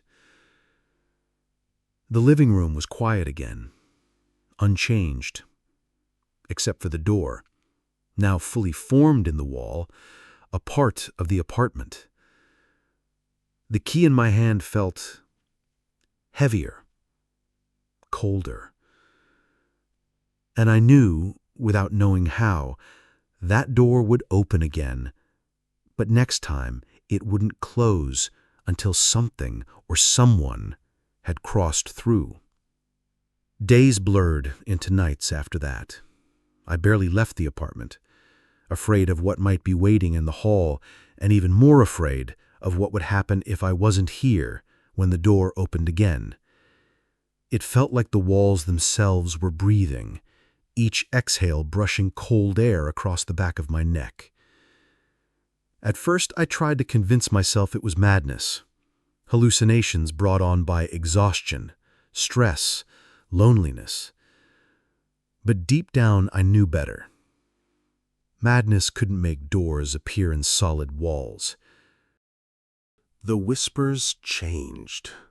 They became clearer, teasing the edges of words I almost understood. Sometimes they sounded like my own voice, twisted and echoing. Sometimes they sounded like someone I'd known long ago, a lost friend, or maybe my mother calling from rooms I hadn't dared remember. And every night, the figures behind the door grew bolder. At first, they stayed hidden in the shadows, but then, late one night, as I lay half awake, I saw them through the crack where the door didn't quite close. Two tall, thin shapes, faces hidden, hands pressed to the inside of the wood, as though they were testing its strength. I couldn't look away. My chest tightened until I thought I'd faint. Then, as suddenly as they'd appeared, they were gone. The next morning, the door was gone too, just an unmarked patch of cracked plaster on the wall. But the outline was still there, faint as a bruise. I stopped going to work. My phone died, and I didn't bother to charge it. Calls wouldn't get through anyway. Outside, the city might have still existed, but inside this apartment, time felt warped, stretched thin until it barely held together. One night, I dreamed of the house itself. In the dream, it wasn't my apartment, but something much larger. Endless corridors, staircases that curved back on themselves, doors that led into rooms full of dust and nothing else. In every shadow, something watched me. And everywhere, I heard the same whisper, "We've been waiting." I woke on the living room floor, the key clutched in my fist so tightly it had cut into my palm. The door was back again, darker and more solid than ever. That day, I sat before it for hours, waiting. The key lay beside me on the floor, humming with cold energy. The apartment seemed to lean inward, like the walls were bending closer to listen. At dusk, the lock clicked on its own. The door creaked open a few inches, revealing blackness that seemed to ripple like water. The whispers swelled, 100 voices layered into a single urgent plea. Against every instinct, I crawled closer, drawn by the impossible promise of answers. I peered inside, heart hammering. This time, I saw what lay beyond. A narrow hallway lit by a light that didn't come from any bulb or lamp. The walls were covered with peeling wallpaper, the pattern moving as if alive. And at the end of the hallway stood a mirror, old and cracked, its glass shifting like liquid. In its reflection, I didn't see myself. I saw the figures, tall, featureless shadows watching me from behind. I recoiled, breath caught in my throat. The door swung wider, inviting me in. The whispers grew frantic, almost desperate. But something inside me, a final spark of caution or fear, held me back. Instead of stepping through, I slammed the door shut. The key twisted in the lock by itself, sealing it. Silence fell over the room, heavy and absolute. For a few moments, I thought I'd beaten it, that maybe the house would stop. Then the floor beneath me creaked, the boards shifting as if something heavy moved below. A soft, deliberate knock came from the other side of the door. Once, twice, 3 times. That night, I didn't sleep. In the days that followed, the house changed faster. Doors appeared and vanished. Once I opened what I thought was my bathroom door and found a staircase spiraling down into darkness. Another time, the kitchen window looked out, not onto the courtyard, but onto a fog-shrouded forest I'd never seen before. The apartment no longer obeyed any logic I knew. It felt alive and hungry. I stopped eating. My reflection in the cracked mirror by the front door grew thinner, hollower. My eyes looked like someone else's. The whispers grew more confident, words becoming clearer. Let us in. We can show you.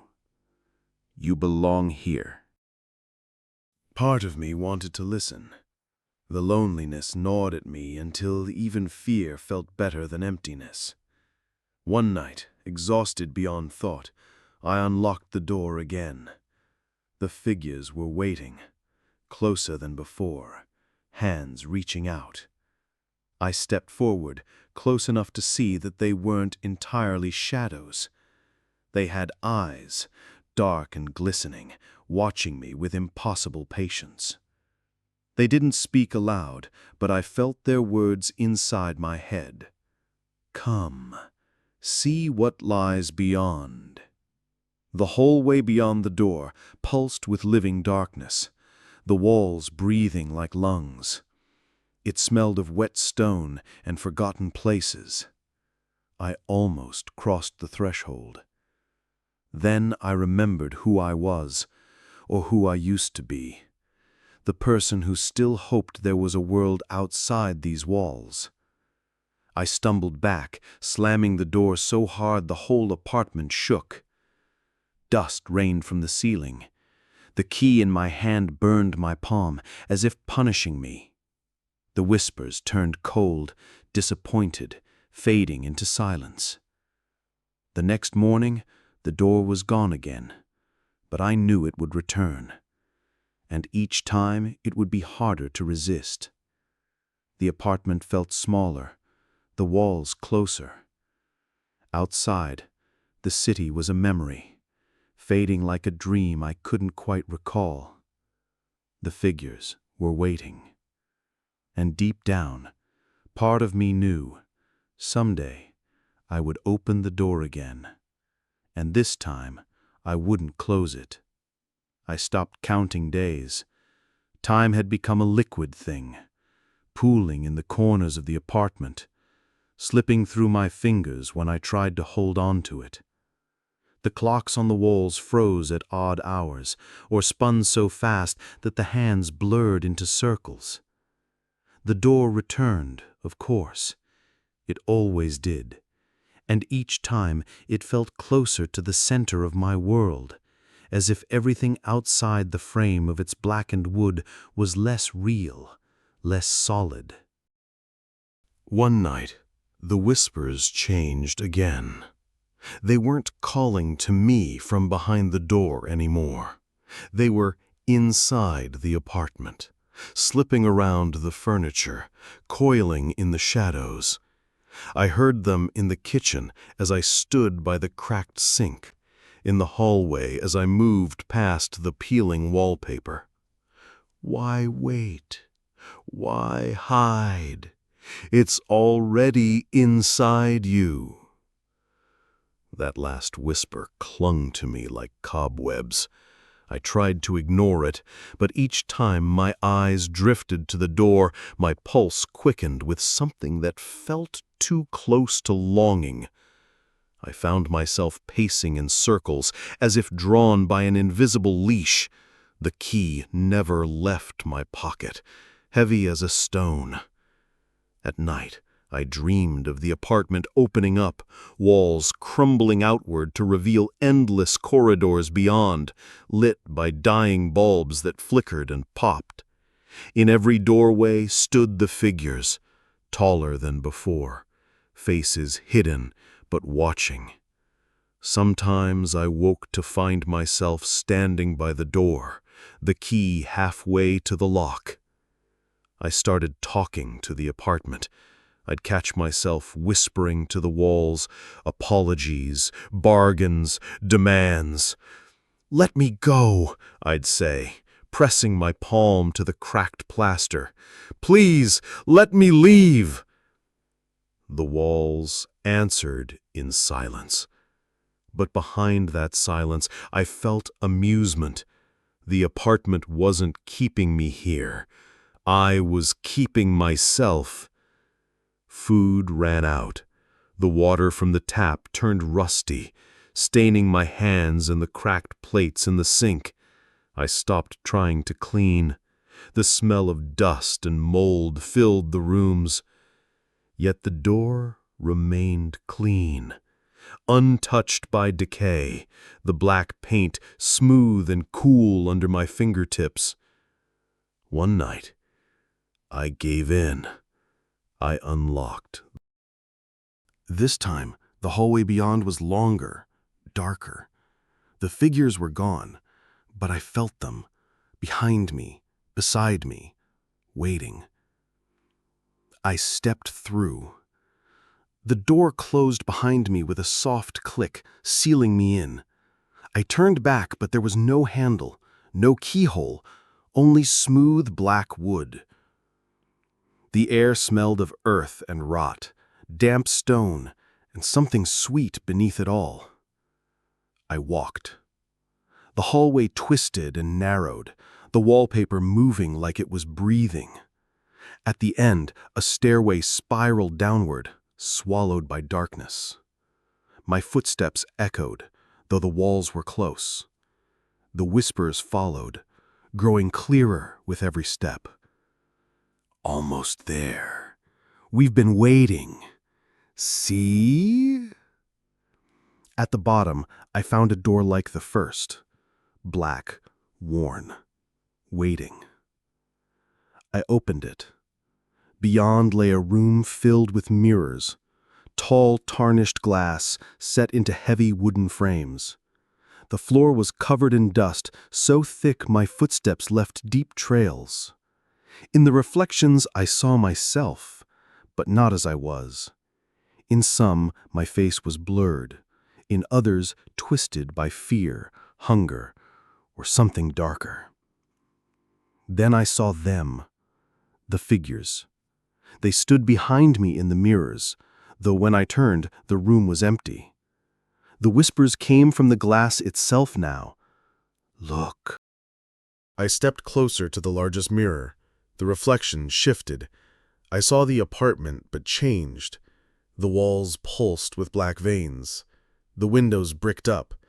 The door was open wide, and the figures streamed through, filling the rooms like living smoke. At the center of it all, I saw myself, holding the key, smiling. Not the smile of relief, the smile of belonging. I stumbled back. The glass cracked under my hand, lines spreading like frost. The whispers rose now, angry. "Don't turn away. You know us. You are us." I ran. The hallway twisted behind me, longer than before.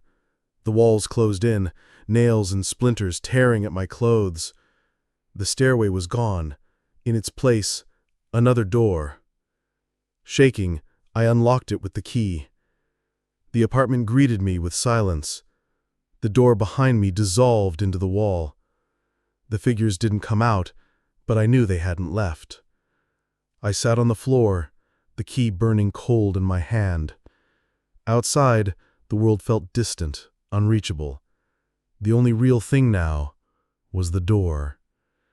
The next morning, the mirrors from the room appeared in my living room. Not the same mirrors, but similar, old, cracked, their surfaces crawling with movement. In the reflections, I sometimes caught glimpses of other rooms, rooms that didn't exist in my apartment. A child's bedroom, abandoned and dusty. A cellar, with chains on the wall. Hallways lined with doors just like mine. The figures moved between them, silent and patient. Days, or hours, I couldn't tell, passed like this. The whispers offered comfort now, not threats. You'll see, it won't hurt. At night, the door unlocked itself. Sometimes I found it ajar in the morning, blackness beyond. Each time I resisted, but each time it felt harder. My reflection in the mirrors grew less human. Shadows gathered round my eyes, my skin pale and thin. In some reflections, I saw the figures standing beside me, their hands resting on my shoulders. In one mirror, I saw myself turning the key, smiling that same terrible smile. And then, one night, it happened. I woke, standing by the door, the key already in the lock. The whispers didn't plead this time. They commanded, "Open it." And I did. The darkness beyond felt warmer than the apartment. The figures stood waiting, arms open. I stepped through. The apartment vanished behind me. The door dissolved into darkness. Ahead lay the endless hallways, the mirrors, the rooms where the walls breathed. And in the center of it all, a place meant for me. The whispers welcomed me home. Now you see. Now you belong. They didn't speak to me with words anymore. The whispers had become something deeper, threading through my thoughts, guiding my steps without sound. The hallway I stood in stretched far beyond the shape of any real building. The floor felt alive under my feet, gently shifting like breathing earth. Light seeped from cracks in the ceiling, pale, trembling, never steady. I walked because there was nothing else to do.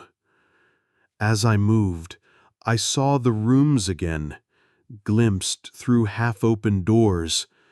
A bathroom lined with blackened mirrors, water dripping endlessly into a rust-stained tub. A library whose books whispered when I passed, pages turning on their own. A child's nursery where the mobile above the cribs spun, though there was no breeze. In each room, reflections of me flickered in the glass, but none of them moved as I did. They watched, waiting. I found a staircase spiraling down, the wood groaning under my weight. At the bottom, another hallway, narrower, the walls pulsing with something like veins. In the distance, a door. Black, but different from the others. The frame twisted, warped, as if it had grown rather than been built. I reached for the handle. The thought pressed into my mind, as heavy as stone. I lowered my hand. The door remained closed, but the presence beyond it pulsed with something enormous, ancient, hungry. I turned away, retracing my steps. The hallways changed behind me, reshaping themselves. I realized then the house wasn't just keeping me here. It was teaching me, breaking me down, rebuilding me into something it could use. The mirrors no longer frightened me. In their surfaces I saw the truth, the apartment, the key, even the figures, all pieces of something much larger, a living architecture of corridors, doors, and watchers. And I was becoming one of them. Days or hours, time was meaningless here, blurred into each other. I stopped eating, yet never felt hungry. I stopped sleeping, but never grew tired. The only constant was the pull toward the black door. Every corridor eventually curved back to it. Every mirror reflected its shape, looming behind me. The whispers grew clearer again. They spoke not just of welcome, but of purpose. The door must open, through you, for them. One corridor ended in a gallery lined with portraits. All of them were of people I didn't know, yet something about them was familiar, a shared emptiness behind their eyes. At the center hung a canvas still wet with paint, my own face, pale, drawn, eyes hollow. The brush strokes around the mouth twisted into that same terrible smile. The paint on the chest dripped black, pooling on the floor. I reached out. My reflection in the canvas blinked. In the next room, I saw the figures again. This time, they stood in a circle, heads bowed. At their feet lay a door, cracked and broken. They turned toward me, and I felt not fear, but recognition. They were what waited beyond the black door. And so was I. Finally, the house let me approach the black door again.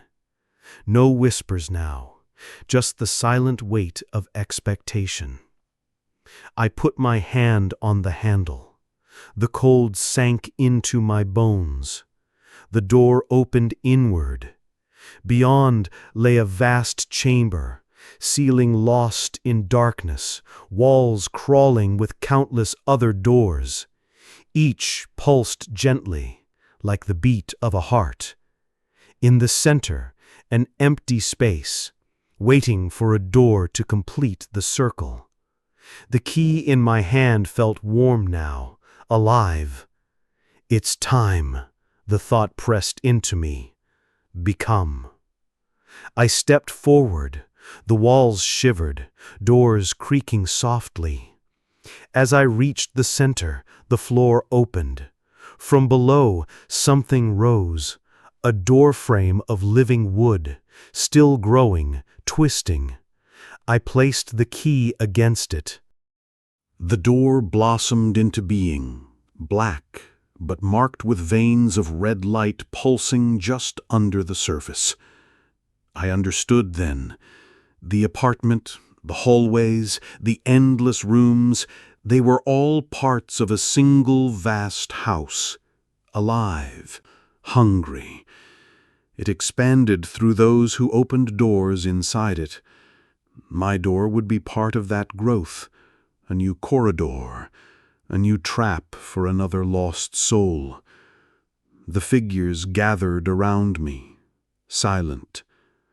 As I turned the key, the door opened inward, blackness beyond, and in that blackness, movement, shadows twisting, reaching. They weren't calling me anymore.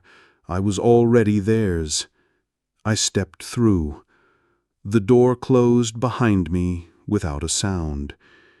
In the dark, I felt myself dissolving, not dying, but becoming.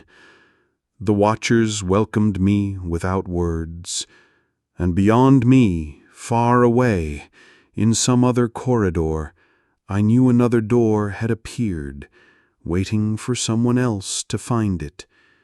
There is no time here, only rooms, endless rooms. When I stepped through the black door, I thought I had crossed some boundary, from victim to warden, from living to something else. But the truth is more cruel. I became both. The corridor behind me dissolved. Ahead, a vast hall spread into darkness, lined with mirrors. Tall, ancient, their glass fogged and cracked. In each I caught glimpses, myself as I once was, myself as I had become, and things I could not name, hunched and shifting. I wandered. The walls whispered not in words but in sensation, cold that pressed against the mind, warmth that meant danger. I learned to listen without ears, to see without eyes. Rooms unfolded, a ballroom where the chandeliers swayed though no wind stirred, a study whose books screamed if touched, a stairwell that spiraled infinitely downward, yet returned me to where I began. The house had grown, through me, through others before me, into something vaster than a city, alive with purpose. In a great hall of windows I finally saw them, the ones I had joined. Figures stood, unmoving, draped in the tatters of what they once wore. Their faces were pale, eyes black and depthless, mouths fixed in silent apology. Each watched over a door like the one I had opened. The Watchers. They were not masters, as I had thought. They were prisoners, guardians and bait, condemned to eternity, drawing in the curious, the lost, the desperate. At the center of the hall, a single window faced outward, but showed no sky. Instead, swirling shadows pressed against the glass, shapes that pulsed like veins. I understood then what lay beyond the house was worse than what lay within. The Watchers stood not just to lure, but to hold the house together, to keep the darkness outside from pouring in.